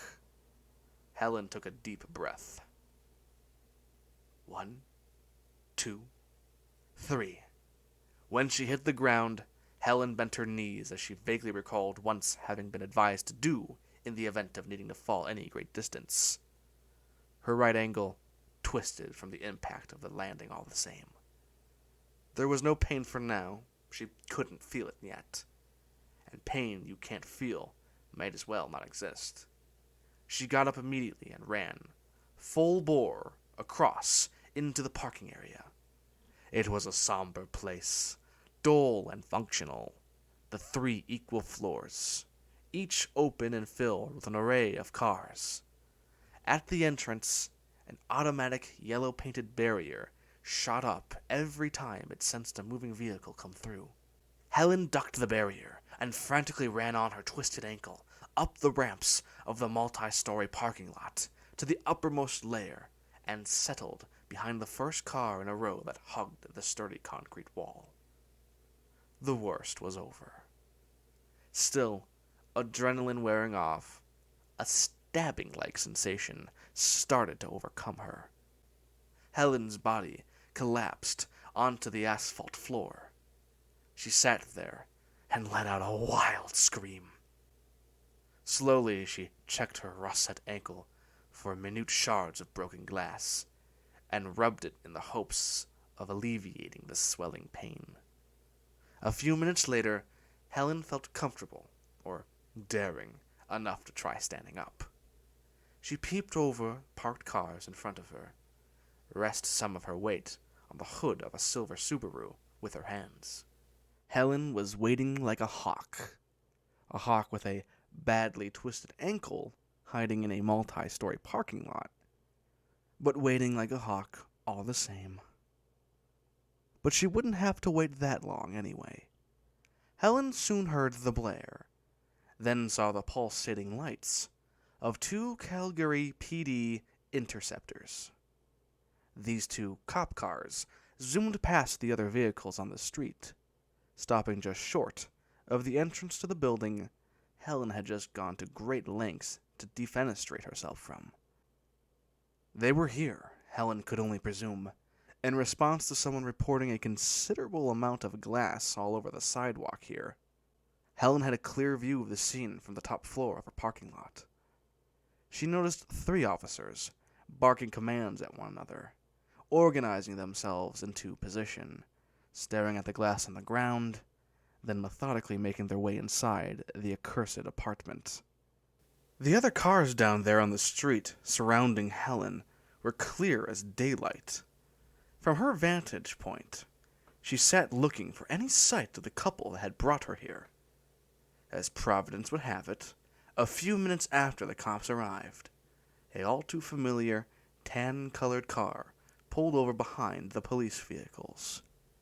Two individuals stepped out, one of which Helen recognized as last night's motherly figure. The other she'd never seen before. And Helen needed no second invitation once she saw it. She hobbled down to the ground level of the parking lot as quickly as she could on a thoroughly busted ankle, back the full length of the way she'd come up, across the stream of cars, parked cold on each floor. Despite her injury, she practically vaulted one concrete safety barrier on her way over to the tan Corolla, and immediately recognized what she was looking for inside through a window. The black and white checkered pattern was very easily distinguished inside the dark interior of the car.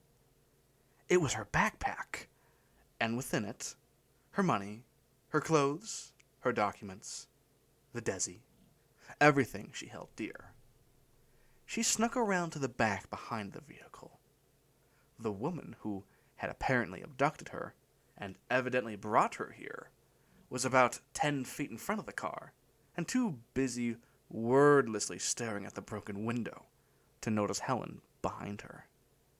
With no sight of her supposed husband or the person who had gotten out of the car with her moments ago, Helen waited until she was sure the coast was absolutely clear.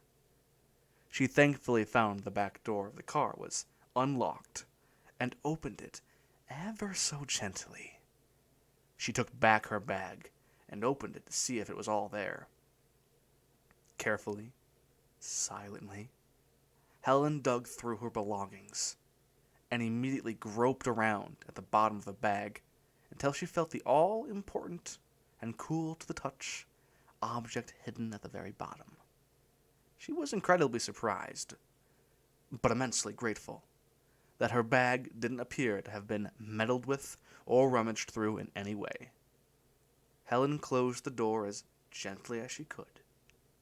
However, the door still creaked weightily and snapped into the full closed position with a distinctive clunk thud that was all too easily heard by the woman standing 10 feet from her. The woman turned back and stared in shock. Helen immediately pulled out the gun, silently pointed it at her, and motioned that she should keep quiet, finger to her lips. The woman stood still, mouth wide open, but not speaking and clearly shaken.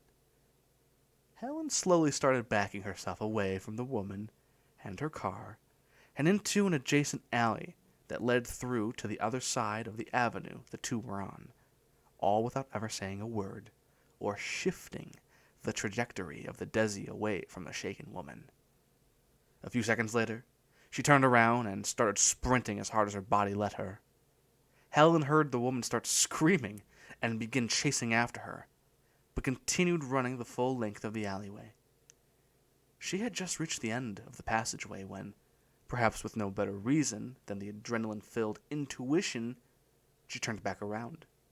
And in that moment, in that flurry and fear and nerves, with the sights of the Desi clearly pointed at the woman madly chasing behind her, Helen pulled the trigger. The gun did not fire. Chapter 16. Later. Endless fields, separated by a line of trees, lay adjacent to the road. The cool breeze wafted around the pleasant smell of rainy earth. The thousands of trees here had shed their leaves onto the ground in the autumn just gone. Some scarlet, some crimson, some burgundy, others just plain red. They played dead now, and would for the few months, waiting for the radiant spring that followed the slow beauty of the Canadian winter. Gray squirrels darted along the tree line, and the melodic chirping of finches resonated through the chilly air. And the family caravan steadily trudged alongside the other vehicles on this 3-lane road headed up north. In it, Helen was now riding along with a holiday-making family of 3, a husband, wife, and their boy. Helen had now been in this caravan for over 10 hours, and she felt good. Remarkably good, in fact, because there had been no preparation for this, no piece of the puzzle that finally fit into the right square. It had just happened, and it was most welcome. In the last few hours, things had gone haywire. She was on the verge of probable kidnapping, possibly minutes away from malicious exploit, arrest, or death even. Her trip thus far had been a very eventful few days. But it was that moment of madness in the alleyway that had stood out the most. As far as Helen was concerned, she had turned herself into a killer when she had pulled the trigger. The fact that the gun had failed to fire was immaterial. Helen's intent in the moment had been clear. It was a romance with the gun, the Desi, and her choice of vernacular that had played its part into bringing her here. But that was not a side of her that felt comfortable or plain made sense anymore. She vowed to not listen to that dark, bad side of herself. Helen wished she could just get rid of the Desi, but she still knew better than to try. The gun was coercion, intimidation, malice, and death, all combined into one device. A chrome-plated cup of sweetened poison. But a voice resonated inside her head. You still need it. Helen sat on that thought for hours. She had been in the caravan for almost a day now, subject to no further unexpected surprises or unpleasant complications. It felt almost like a beautiful family vacation that might have been possible with her real relations if Grandpa was alive. Back at that dreaded apartment she had escaped from, Helen had somehow managed to beat the odds of arrest and possible murder by sheer luck.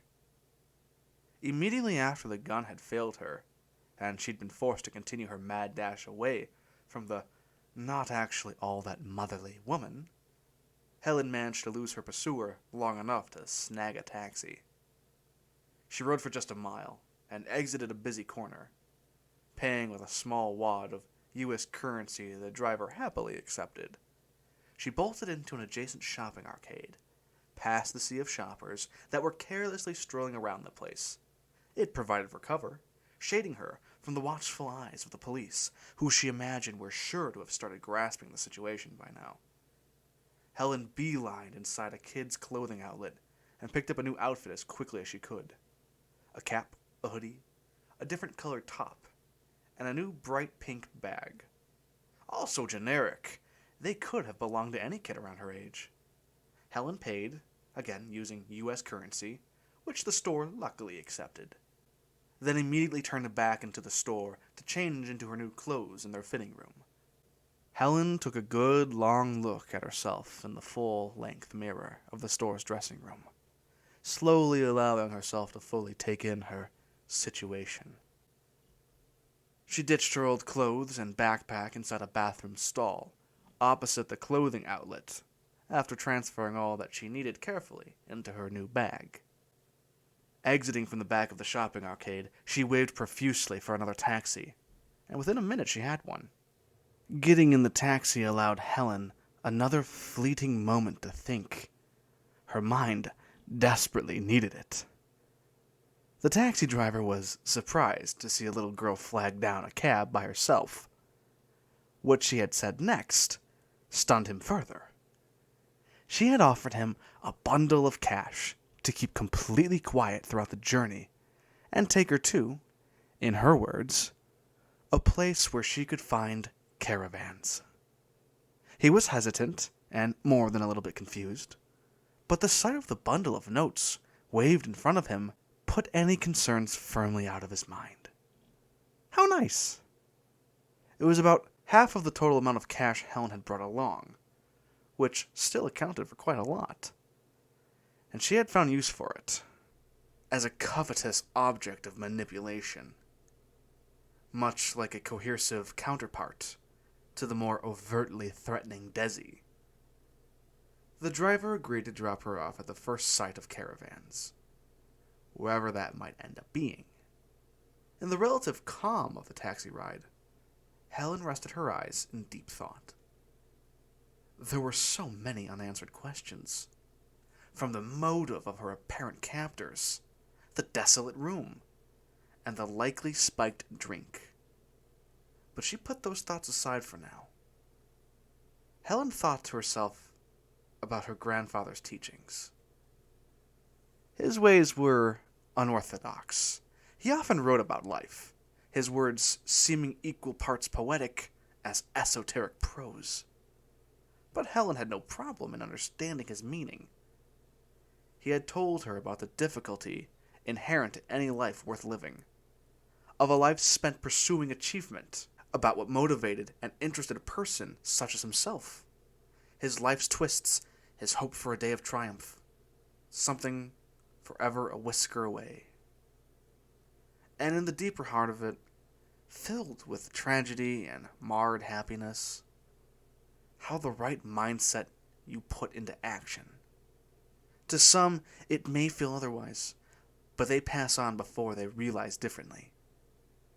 It is truly desire that dictates actions, and finding the strength to see your will made manifest.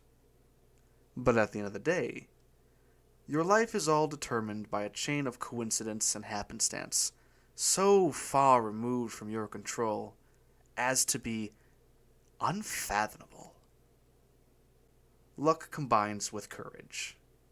It is hard to build courage, but work with it, and one day, when you find happiness, at that moment, in that glee, should luck be on your side, you'll wish life could never end.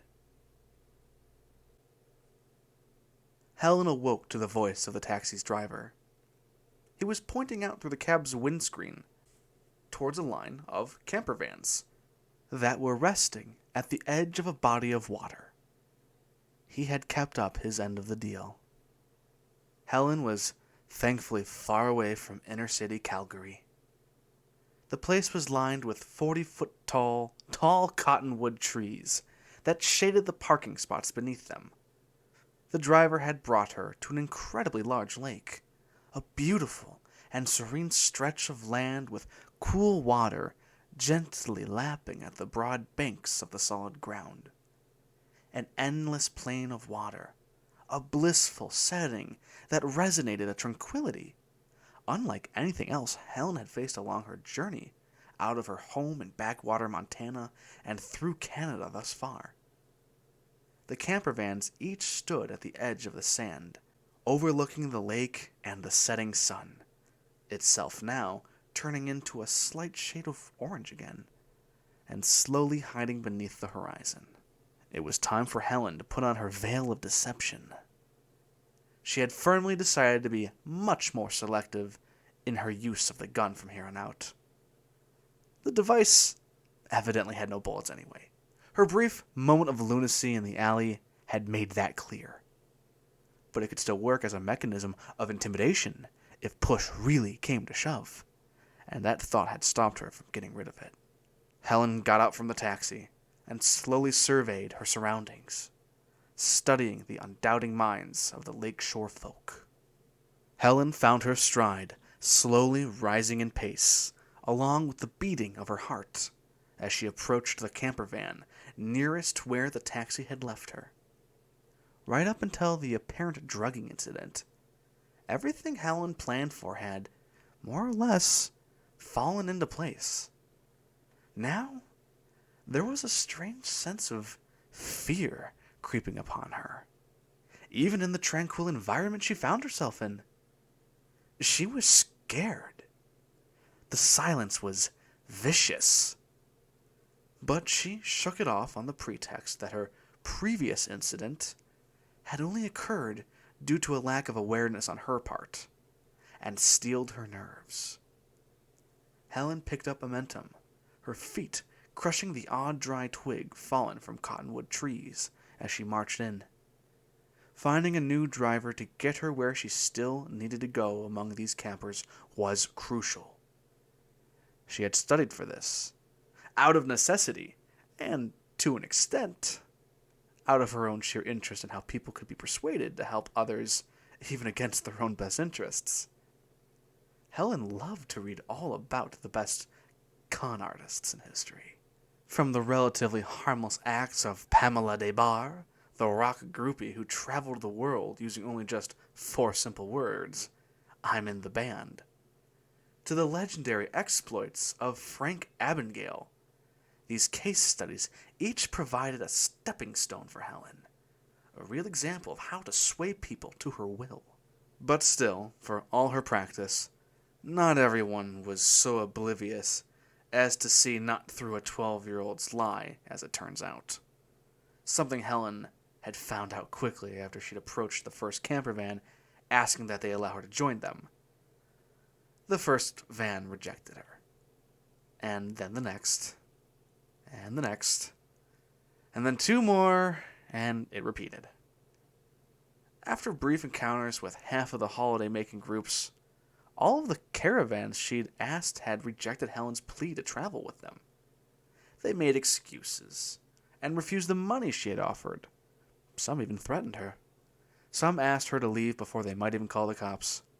The thought of the police cars definitely scared Helen. She was quickly running out of ideas, and out of vans and families to approach, and was failing miserably at finding a convincing story, too. She gazed around in every direction to see if the taxicab driver was still around somewhere, but it had already long since left. Helen decided to approach the last few caravans slowly, with stealth, with cunning, with more of a plan, like a wolf approaching a flock of unaware sheep. This time, she waited and waited until she spotted the perfect opportunity unfolding right in front of her own eyes. A little boy stepped out of the second-last camper van in the row of them along the lake's bank. Helen had been riding in the comfort of that caravan for close to a day now, getting ever closer to her next big hurdle, the second U.S. border crossing, over the line separating Canada from the state of Alaska. But she was sure she wouldn't have a harrowing experience now, not entering her own country. And because she was in the company of the sort of people that would raise the least amount of suspicion among border officials. This caravan was comfortable, too. Much more so than the cab of Lewis's truck, and infinitely better than the interior of that tan Corolla. Helen had gotten into this camper van easily. Not with the use of her gun, not through spinning a cunning story, but with a sly use of her burgeoning feminine wiles on the boy she spotted. Helen hadn't needed to say much to convince him either, as he was already practically melting inside before she got a word out, shying away every time Helen's eyes found his. Helen knew he was smitten, and she could make good use out of that. The boy's family was driving to Alaska, making occasional stops at landmarks and places of natural beauty along the way, like the Glenbow Museum and Ghost Lake here. It was smooth sailing, therefore, for a part of the journey that Helen admittedly had much less of a practical, well-thought-out plan for. A surprise in life, like she had stumbled across a golden lantern, and the genie that emerged had granted her a wish that she hadn't even needed to ask for, or even think of asking. In its own dear way, life had provided her with a miracle. She had seen him again after 3 days. Just 3 days of wild events and mishaps that felt like a decade. The boy she had seen stepping out of his family's camper van by the lake was Ralph, the very same schoolmate who had offered her a seat on his tandem bike and taken Helen to the Truckers' Inn on the first day of the journey. Chapter 17. Montana. Bose and Anna were still visibly high on the meth when they were taken in by the police. It was that time of the day that breathed no happiness. Hot, dry, late in the afternoon. The air was thin, and the inevitable was due. They were long out of mental strength, but nothing they could say now, under even the best of circumstances, would provide them with a strong defense here. The copious amounts of street-grade amphetamine still in their systems would only make it harder. In a closed interrogation chamber, where most words bore no meaning, and the reasoning seemed absurd, it was time for Bose and Anna to plead their guilt. There was no conceivable argument that was going to save them. No lawyer could make a case for their exit from the interrogation room. Doubly so because they weren't going to ask for one. They simply couldn't win here. And eventually, when the high wore off, the noticeable difference in their faces, minutes after reality had hit them, made the police laugh. At the very least, after this afternoon's misadventures, Montana's finest felt pretty good about themselves. Presently, Bose and Anna Barenhurst each found themselves in a painfully bland room behind a table with 3 police officers grilling them intently about the whereabouts of their daughter. They sat in uncomfortable, cheap plastic chairs, silent. Their minds wandered, not to their children, not to their legal situation, but to the thought of whether or not it might be possible to score more meth in lockup soon. For the police, the job was basically over, and all they had done was respond to an anonymous tip they had received over the phone. The call they'd gotten was just a simple report of some sketchy-looking activity in the neighborhood. Honestly, it had sounded exactly like a prank call. The dispatch officer noted what he called the halting tone and dry wheeze of a lie made up right on the spot by one or another of the country's slack-jawed high school dropkicks that he knew had little else to do but waste cops' time and smoke in the backwoods all day. Although, he did admit he couldn't seem to recall having heard this particular voice before. Police dispatch officers were indeed the sorts of people usually able to deduce such details from barely 20 seconds of a telephone conversation alone. But department policy was generally to follow up any tips when feasible. And today, like most days, was otherwise a pretty slow one in Glacier County, Montana. An officer was called in to investigate the surroundings of the Barenhurst home when he saw the door of the house already wide open. The officer tokenly knocked as he walked right in. With no one in sight, he might have proceeded to exit the area, but when he started to recognize muffled screams coming from inside the run-down old building, with no warrant but enough probable cause, a term the inhabitants of the house thoroughly dreaded, he let himself further into the house without asking. With a shooting stance achieved through years of rigorous GCPD training, and the sort of dormant hero complex you oh so often needed to be a cop, Lieutenant Scott Kanzer marched into the Barenhurst household very alertly, announcing himself loudly and clearly across the trash strewn on the floor, and as he neared his point of interest, a battered door, only slightly open, obscuring the wicked scene inside. The screams were growing louder, and Lieutenant Kanzer heard a repeating thud emanating from within. Years of working out here in the Montana boonies, on grim cases with all sorts of often bizarre and grisly endings, had prepared him to not expect anything less from behind the door. When he entered, he discovered a young man beating two middle-aged adults lying on the floor with a stock end of a rifle. Once more the officer shouted, making his presence known again, and immediately motioned for the young man to drop his weapon. With a startled, hollow expression on his face, Helen's brother slowly obliged, transferring the improvised club to the ground. But they were too much alike in many ways, Helen and her brother Anthony. And just like her, he was often all too willing to take a risk, and was no big fan of being told what to do. The young man shifted the direction of the rifle, and aimed its barrel end squarely at the officer. He would have pulled the trigger too, but before that could happen, years of training for just such a moment saw Lieutenant Kanzer get his service pistol drawn all too quickly. The young man fell to the ground.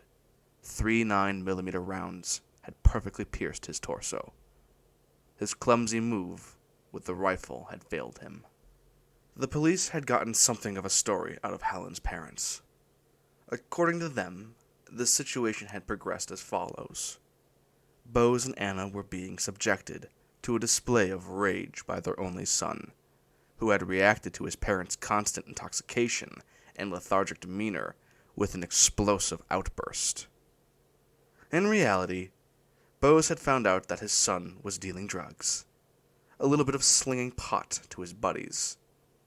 But, hypocrisy and hysteria be damned, Bose was awfully enraged his son would dare follow his example and get involved with drugs. And this disagreement soon escalated from a foul verbal exchange into a wild quarrel. Anna had intervened, and within moments had found herself in the midst of the brutality from both sides. Their son had reached for the rifle, but instead of using it for any rifle's primary purpose, he used it as an object of dominance, not outright lethality, striking his parents dozens of times at different tender areas of their bodies. Seeing his parents live like this for years slowly boiled up a tumult of emotions inside Anthony, and it had finally split over into something no one in the household had ever witnessed before, or could really have expected. The fact this fight was going on just as Lieutenant Kanzer arrived on the scene was coincidental, but that is how things shape out sometimes. There had been plenty of drugs hidden inside the house too, of course.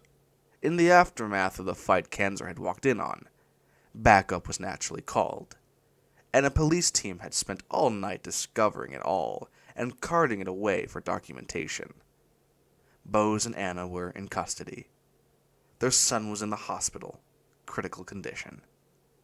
And their other child, evidently missing, as it would turn out to the surprise of the GCPD. Finding the girl was the law's priority now. The local county police would obviously need to call in someone above their pay grade for a missing 12-year-old. This was an interstate affair, potentially international even, given how relatively close the border was.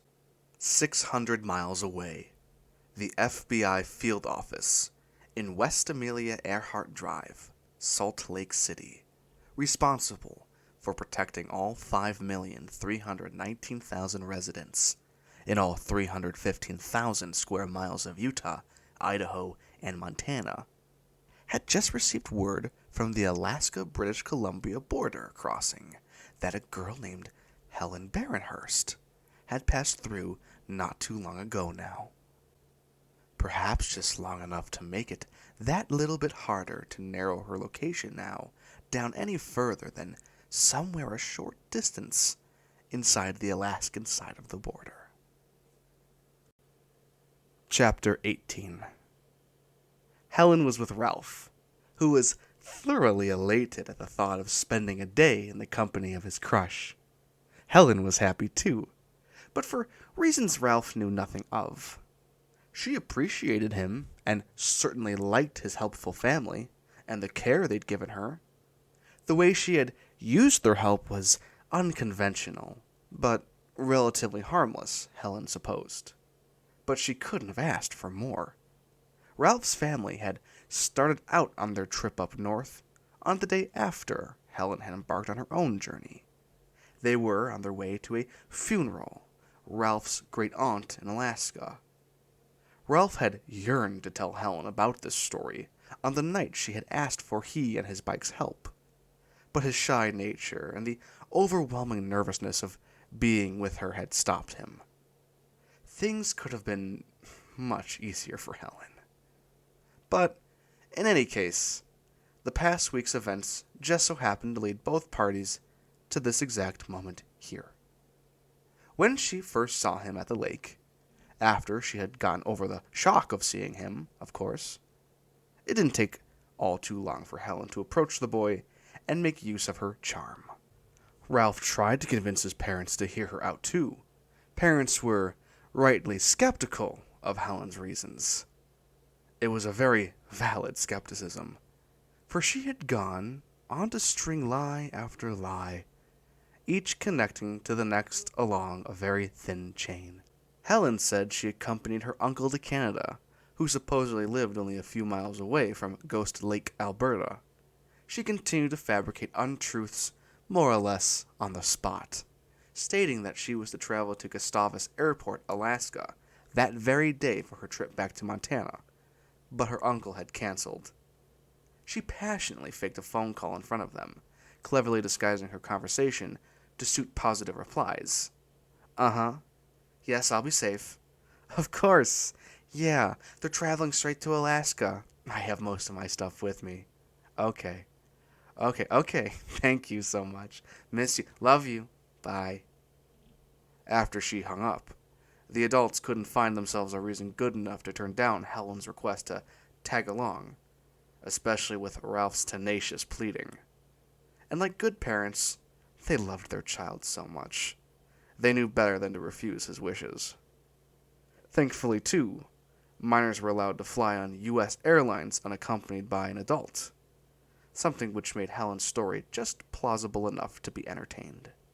Finally, Ralph's parents agreed to drop her off at the Alaskan airport once they consulted privately amongst themselves. Fluky fortune. Suppose it did favor the brave after all. And Ralph's mom and dad even started to forget their initial doubts about Helen's company pretty quickly once they all got underway again, too. The camper van labored along the road, gradually leaving the tarmac and the autumnal trees behind. Helen was losing time. She should have been looking at the ragged mountain peaks of Fairweather by now. The Martino family was in no hurry, as the funeral wasn't to start any time that day. They had known that the end was coming for Ralph's aunt, and had made arrangements in advance. They were on course, going steadily along the route they had plugged into their GPS. Helen couldn't help herself but to keep asking to check Ralph's phone. He never asked why, but if he had, she probably wouldn't have told the truth about it, and said that she wanted to see if anybody had filed any report of her missing yet. But still, no matter how many times she checked, nothing. Typical of her parents, Helen reckoned. Not surprising. At the beginning of her journey, Helen had her own phone firmly off, and perhaps over-enthusiastically, shrouded in aluminum foil in fear of satellite tracking. Helen didn't know if that would actually help or not, but it was a risk she didn't want to take either way, if she could at all help it. The caravan stopped at multiple landmarks along the route, and even though each one made Helen a bit more late than she might have otherwise hoped, she still let herself cherish the sights and sounds of each of them. Canada. She took it all in. The warmth from the sun and the cold from the snow combined together. The mountains that felt so close in sight, yet far from touch. Helen had long expected she'd experience something very similar, amplified even, at Fairweather. Very few made their way across this border and up the Alaskan coast by road, especially not at this time of year. There were almost no signs of modern human civilization around them. Good. Very welcome. Chapter 19. One Mr. Lewis Plummer sat, parked, very comfortably in the same ratty chair in the cab of his Mack truck he occupied every day, slowly and thoughtfully smoking another Marlboro from the pack he'd picked up as soon as he had completed his most recent job, while leafing through a complimentary newspaper he grabbed passing through the driver's lounge at his loading depot. It was a morning of complete peace, all the more welcome after a heady few days, only ever interrupted by an occasional whining of engines, those of the other trucks in the depot yard. The uniform long, white truck trailers, hitched to a full spectrum of cabs, reminded him of the difference in the lives of the people that rode in them. Some were those trying to escape the ordinary 9-to-5 job shtick, but other times it was, almost paradoxically, those perfectly happy in the routine of running delivery jobs. Lewis had finally decided to phone in a missing persons tip after coming across something disconcerting in the local Times. He had been considering it a while now, but a couple of paragraphs he had found the time to glance over sealed it in his mind. Calgary, Alberta. An American girl, believed to be between ages 10 to 12, has been reported missing from a local motel chain in the city of Calgary, police say. The girl, whose identity remains unknown, was last seen wearing a black and white sweater and carrying a similar backpack. She was last accompanied by two individuals, a woman, Mrs. Jane Jones, 33, and her husband, Mr. Ryan Faber, 34. The pair had picked her up at a local bar after the girl had allegedly agreed to ride with them to a hotel. She wouldn't wake up in the car when we reached the hotel. We had to look into her belongings to know where she wanted to go, said Mrs. Jones. After checking her belongings, the duo claims to have discovered a handgun, among other valuables. They then proceeded to take her to a local motel in hopes that she would wake up in the morning. When asked why they hadn't reported the incident to the police, the duo reportedly replied, "We thought she was violent and unstable. Our best bet was to keep her locked safe someplace till the police station opened up." An official investigation by the Calgary PD has begun. It is believed that both the persons of interest involved were intoxicated at the time of the incident. Police have reportedly said that the couple's story could not be validated entirely. Upon further questioning, the pair allegedly answered by stating that they were frightened to inform the police, and that their inebriated state of mind had decided to follow up the next morning. Today, police officials rushed to the motel and saw that the glass windows on the first floor of the hotel had been shattered. There was no sight of the girl. Mrs. Jones and Mr. Faber both remain in police custody. Further details on the whereabouts of the alleged missing girl remain unknown. Quickly hashed out, typical local paper middling quality journalism aside, Lewis could glean enough from the story to figure that the girl mentioned had to be the very same one he'd been driving with not 48 hours ago. Lewis stubbed his cigarette out in the cab's pull-out ashtray and closed the paper. He was right. His gut was right. Helen was in danger, and it seemed she had somehow escaped it like a champ, too. He wanted Helen to win, to get to wherever she needed to go, but he didn't know how he could help her cause now, or, frankly, what his next move should be at all.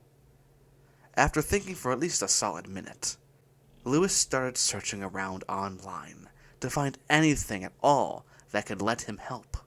A full name? Any social media accounts? Lewis remembered the letter he had gotten from Helen. She might even have mentioned her phone number. Perhaps her address was on it? He searched through the small collection of clutter around his cab and found it. There was an address, and perhaps even better, a phone number. Lewis pulled out his phone and dialed. He waited a good 30 seconds on the dial tone, unconsciously reaching for another cigarette to pass the time. Failure to connect. Lewis reread the address Helen had left him. No clear way of dialing her house itself, though, he thought. He hung up, opened an internet search on his phone for a number of the Glacier County, Montana police station instead, and dialed that next. Waiting. Another drag on his Marlboro. Waiting some more. The line finally connected. Lewis quickly spat out that he'd seen a couple of guys who looked like drug dealers enter a house, as he quoted off the address listed on Helen's letter. For the sake of making it seem urgent, he added an afterthought. "Looks like trouble. You should get over here." Lewis hoped it might be enough to get a cop or two over to Helen's home. He might not be able to help her directly, given that he was here and she was wherever she was in parts unknown. But it might just help someone at home put two and two together that the little girl people were looking for here was Helen. Elsewhere, Helen's experience at the civilian entryway on the BC-Alaska highway was nothing like what she had been through earlier. All the travelers in her caravan were U.S. citizens entering U.S. territory, and there was little chance that a holiday-making family's entry would be considered suspicious by anyone working the border. Helen was aware of that, and she felt confident enough no perfectionist border guard would insist on interrogating her properly anyway. She did feel nervous about the gun, something she worried would land everybody in hot water if the police were to check the vanity of the caravan's bathroom. It was the only place she could tape it out of sight, and fortunately, she'd managed to find a window of opportunity to hide it without Ralph or anyone else noticing. Helen's pulse quickened with every yard closer to the border. She needn't have worried, really. The officers were perfectly happy with the answers Mr. and Mrs. Martino had given them. There was a nominal unzipping of two briefcases, so that the two border cops inspecting the camper van could glance at their contents a little, something that would provide the officials the satisfaction of following standard procedure. When her documents cleared with no complications, Helen knew that her parents had apparently still failed to report to the police. Perhaps their heedless nature is for the best, for once. Helen heaved a sigh of relief once the camper lumbered clear of the border and back on to the open highway. The bones re-solidified, and a smile reached her face. The universe had made it all right, she thought. The worst part was over. She was in Alaska, only a few hours away from the airport, and blissfully unaware of the true ghastly state of affairs back home. "We're only an hour away, dear. I hope you've got all your belongings together and ready." "Yes, I have, Mrs. Martino, and I really wanted to thank you for this. It has been a lot of fun." "Of course, dear. We've loved having you with us. Ralph definitely seems to like your company lots, too." "Ralph's one of my closest friends," Helen lied. "It was always going to be fun with him around." This interaction was a boring necessity. She was truly thankful for them, but she knew the need to conjure false praise on demand. She was just trying her best to keep herself sane as she got ever closer to fulfilling her journey. About 10 minutes later, Helen finally checked her own phone for any breaking news. She Googled herself, expecting her parents to be too self-involved to care about her, especially given her luck in getting through the border completely without issues. Perhaps so much so that when she returned to Montana, they might just be willing to act like nothing had happened at all. But that idea died quickly. First result from her search for herself: an old-school picture of herself under the blunt headline, 12-year-old girl missing from home, parents arrested, brother in critical condition. She found herself reading the report over and over and over again when the words didn't make any sense to her. It was an incomplete report, The police had saved the goriest details for themselves. She considered calling her parents, or surrendering herself to the first police officer she could find, even. It was unfathomable. Parents arrested? Her brother? Critical condition? Why? Helen had something swelling up inside of her. Some very peculiar feeling. It was a hard emotion to properly internalize. She felt little true concern. Really, it was more curiosity. All the same, and either way, Helen knew that right now she wanted more than anything else to just get off the damn caravan. Chapter 20. The end was near. It was almost over. Helen was about to witness the fruits of her journey's labor. It was enough to stem her thoughts about things back at home for the time being. Helen just wanted to finish her job first. Her changing plans now was not going to alter the strange events in Montana. Helen certainly didn't know how, but it looked like her expedition had somehow landed her family in a state of immense disarray. At least for now, she thought. So be it. Helen found herself with no feeling about it, truthfully. No sorrow or anguish whatsoever. This was a necessary ugliness. And this, she was convinced herself, was not the time or place to turn back. She was now within striking distance of her intended destination. The caravan trotted up the Gustavus Airport off-ramp and wheeled over close to the shuttle ranks.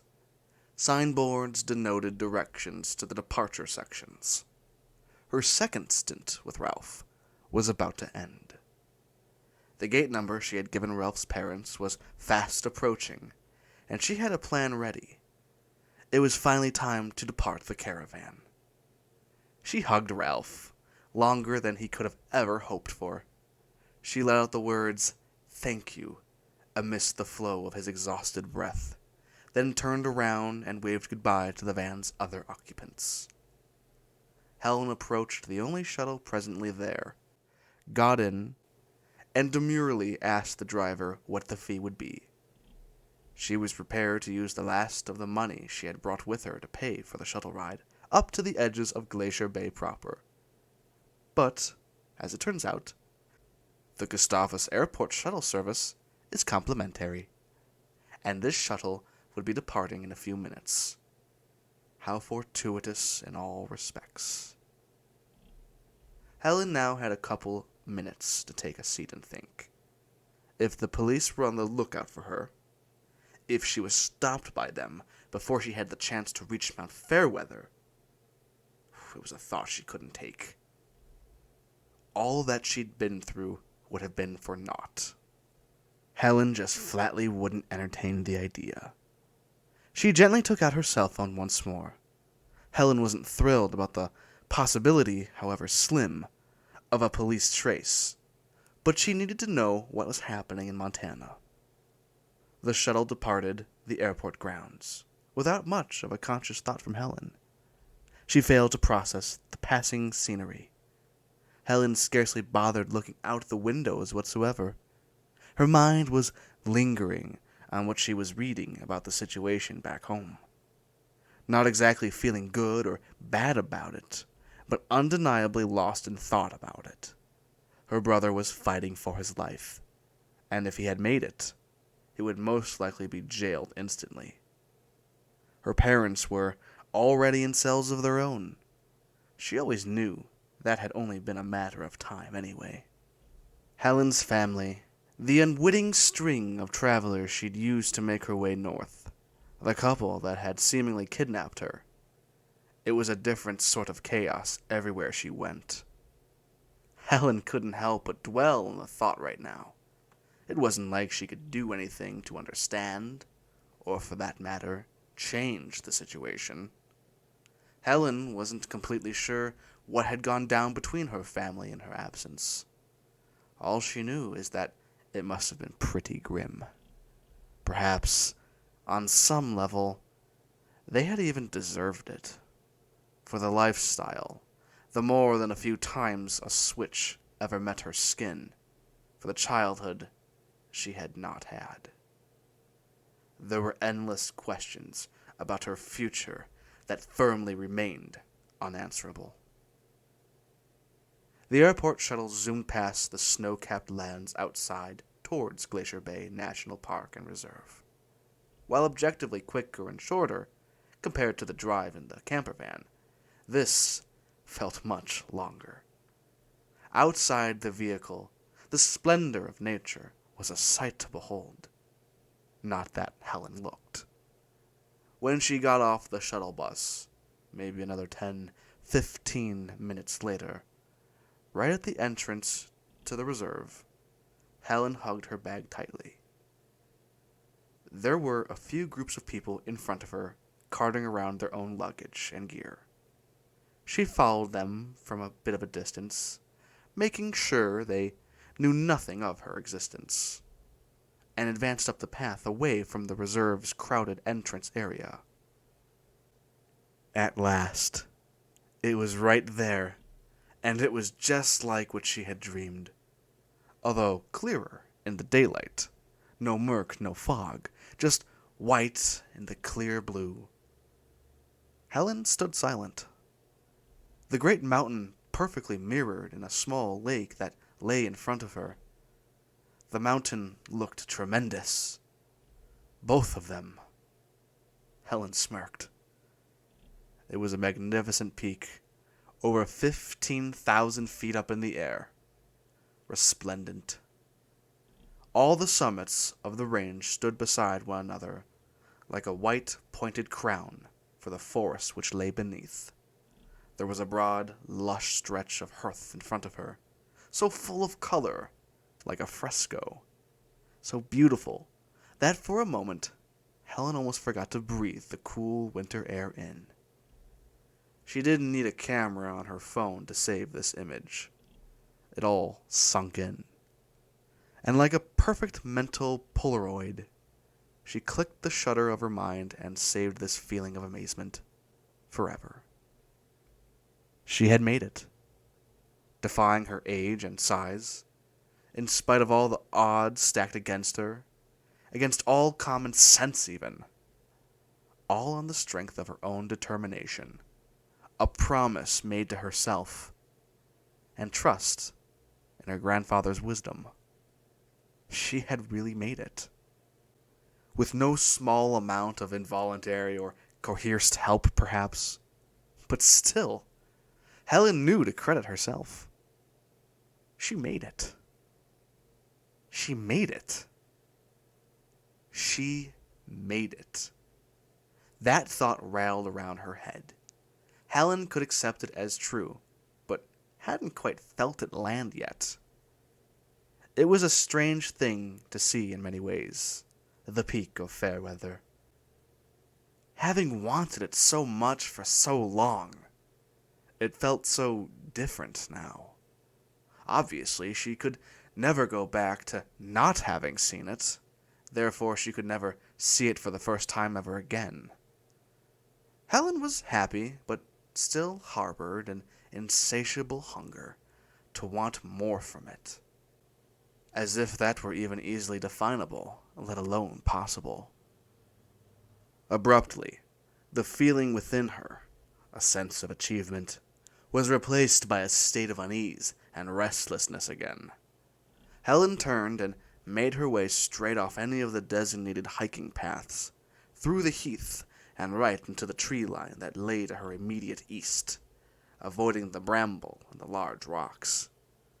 Far away, at least far enough away, far away from the people, far away from the people loitering around the entrance to the reserve.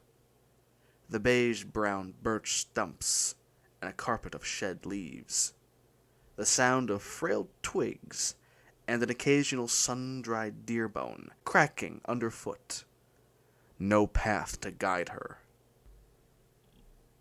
An untold amount of walking further inside the solitude of the woods.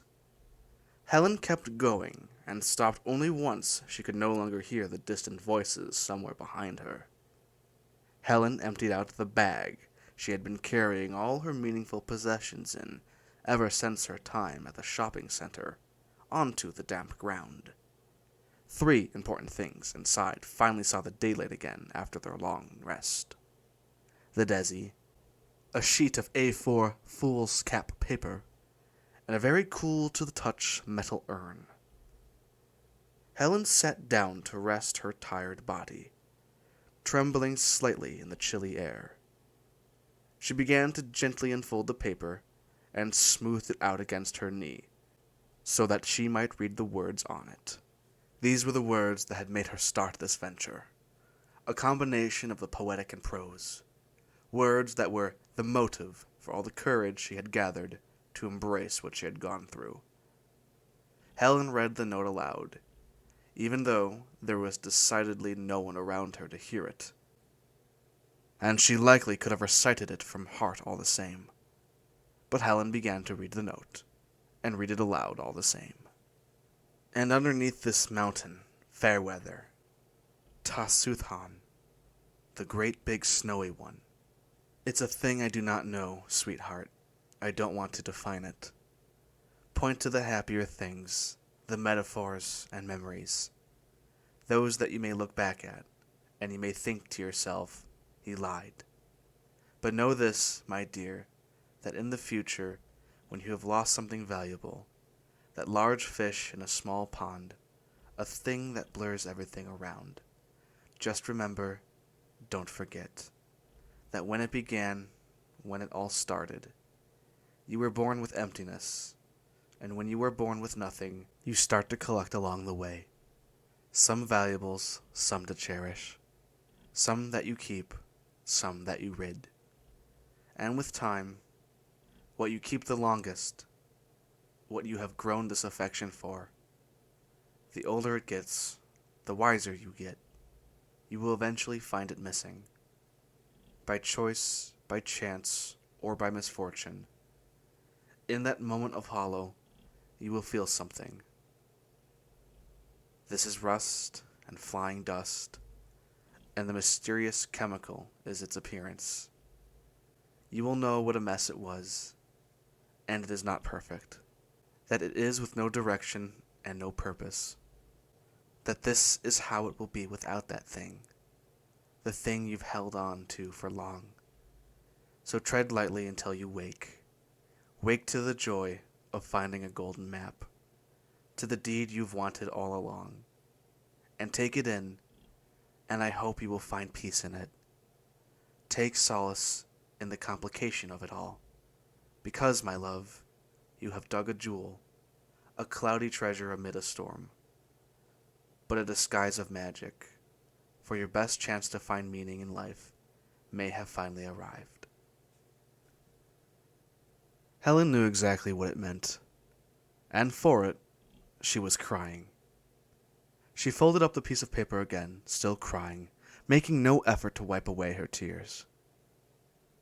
She made a small hole on the ground with her bare hands, pushing away loose mud and the leafy detritus that built up underneath these massive trees. Helen picked up the metal urn and kissed it. She placed it inside the small hole she had dug, along with the paper and the gun. A gun that had only failed to fire because of a jostled loose firing pin, and not because it wasn't loaded. But she didn't know that, and she didn't need to either. Helen took one last look at the ground. Her grandfather's ashes, placed gently beside the object that had killed him. One night he simply hadn't come back and following his regular evening walk.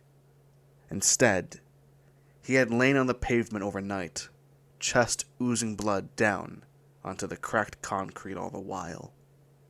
A probable mugging gone bad, in a dead-end country town with too few hopes and at least one too many handguns. So mundane in today's world, and so disastrous to the lives of the affected. Retired Colonel Joseph Barrett... Yeah? Retired Colonel Joseph Barenhurst's killer had most likely panicked too. Left the scene, dropped the gun. Hadn't even ended up taking the old man's wallet after all that effort. No witnesses, case still open. No leads as of 1 year on either. His long-past body had been discovered not even 100 yards from their house by Helen's mother the next morning. Neither of her parents may have picked up a fully formed meth habit yet, but she had evidently already been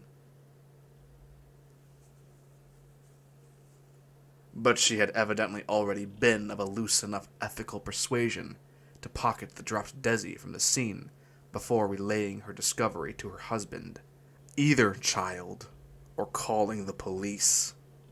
She had clearly seen no reason not to take it. Maybe in the moment it just looked cool or valuable to her. It had ended up joining the other family gun, the Ruger .22 rifle, as an ostensible home defense tool, an occasional toy for Bo and Tony to take out for plinking target practice in the woods. Helen couldn't imagine her family's tampering with the scene helped the police solve the mystery either. Although, being honest with herself, she doubted it would have made any real difference either way. And it certainly wouldn't bring Grandpa Joe back. And it's not like Helen had gone running to the police herself to report what her mother had done once she realized where her brother and Dad's new toy gun had come from either. A moral lapse of her very own, perhaps. Must run in the family.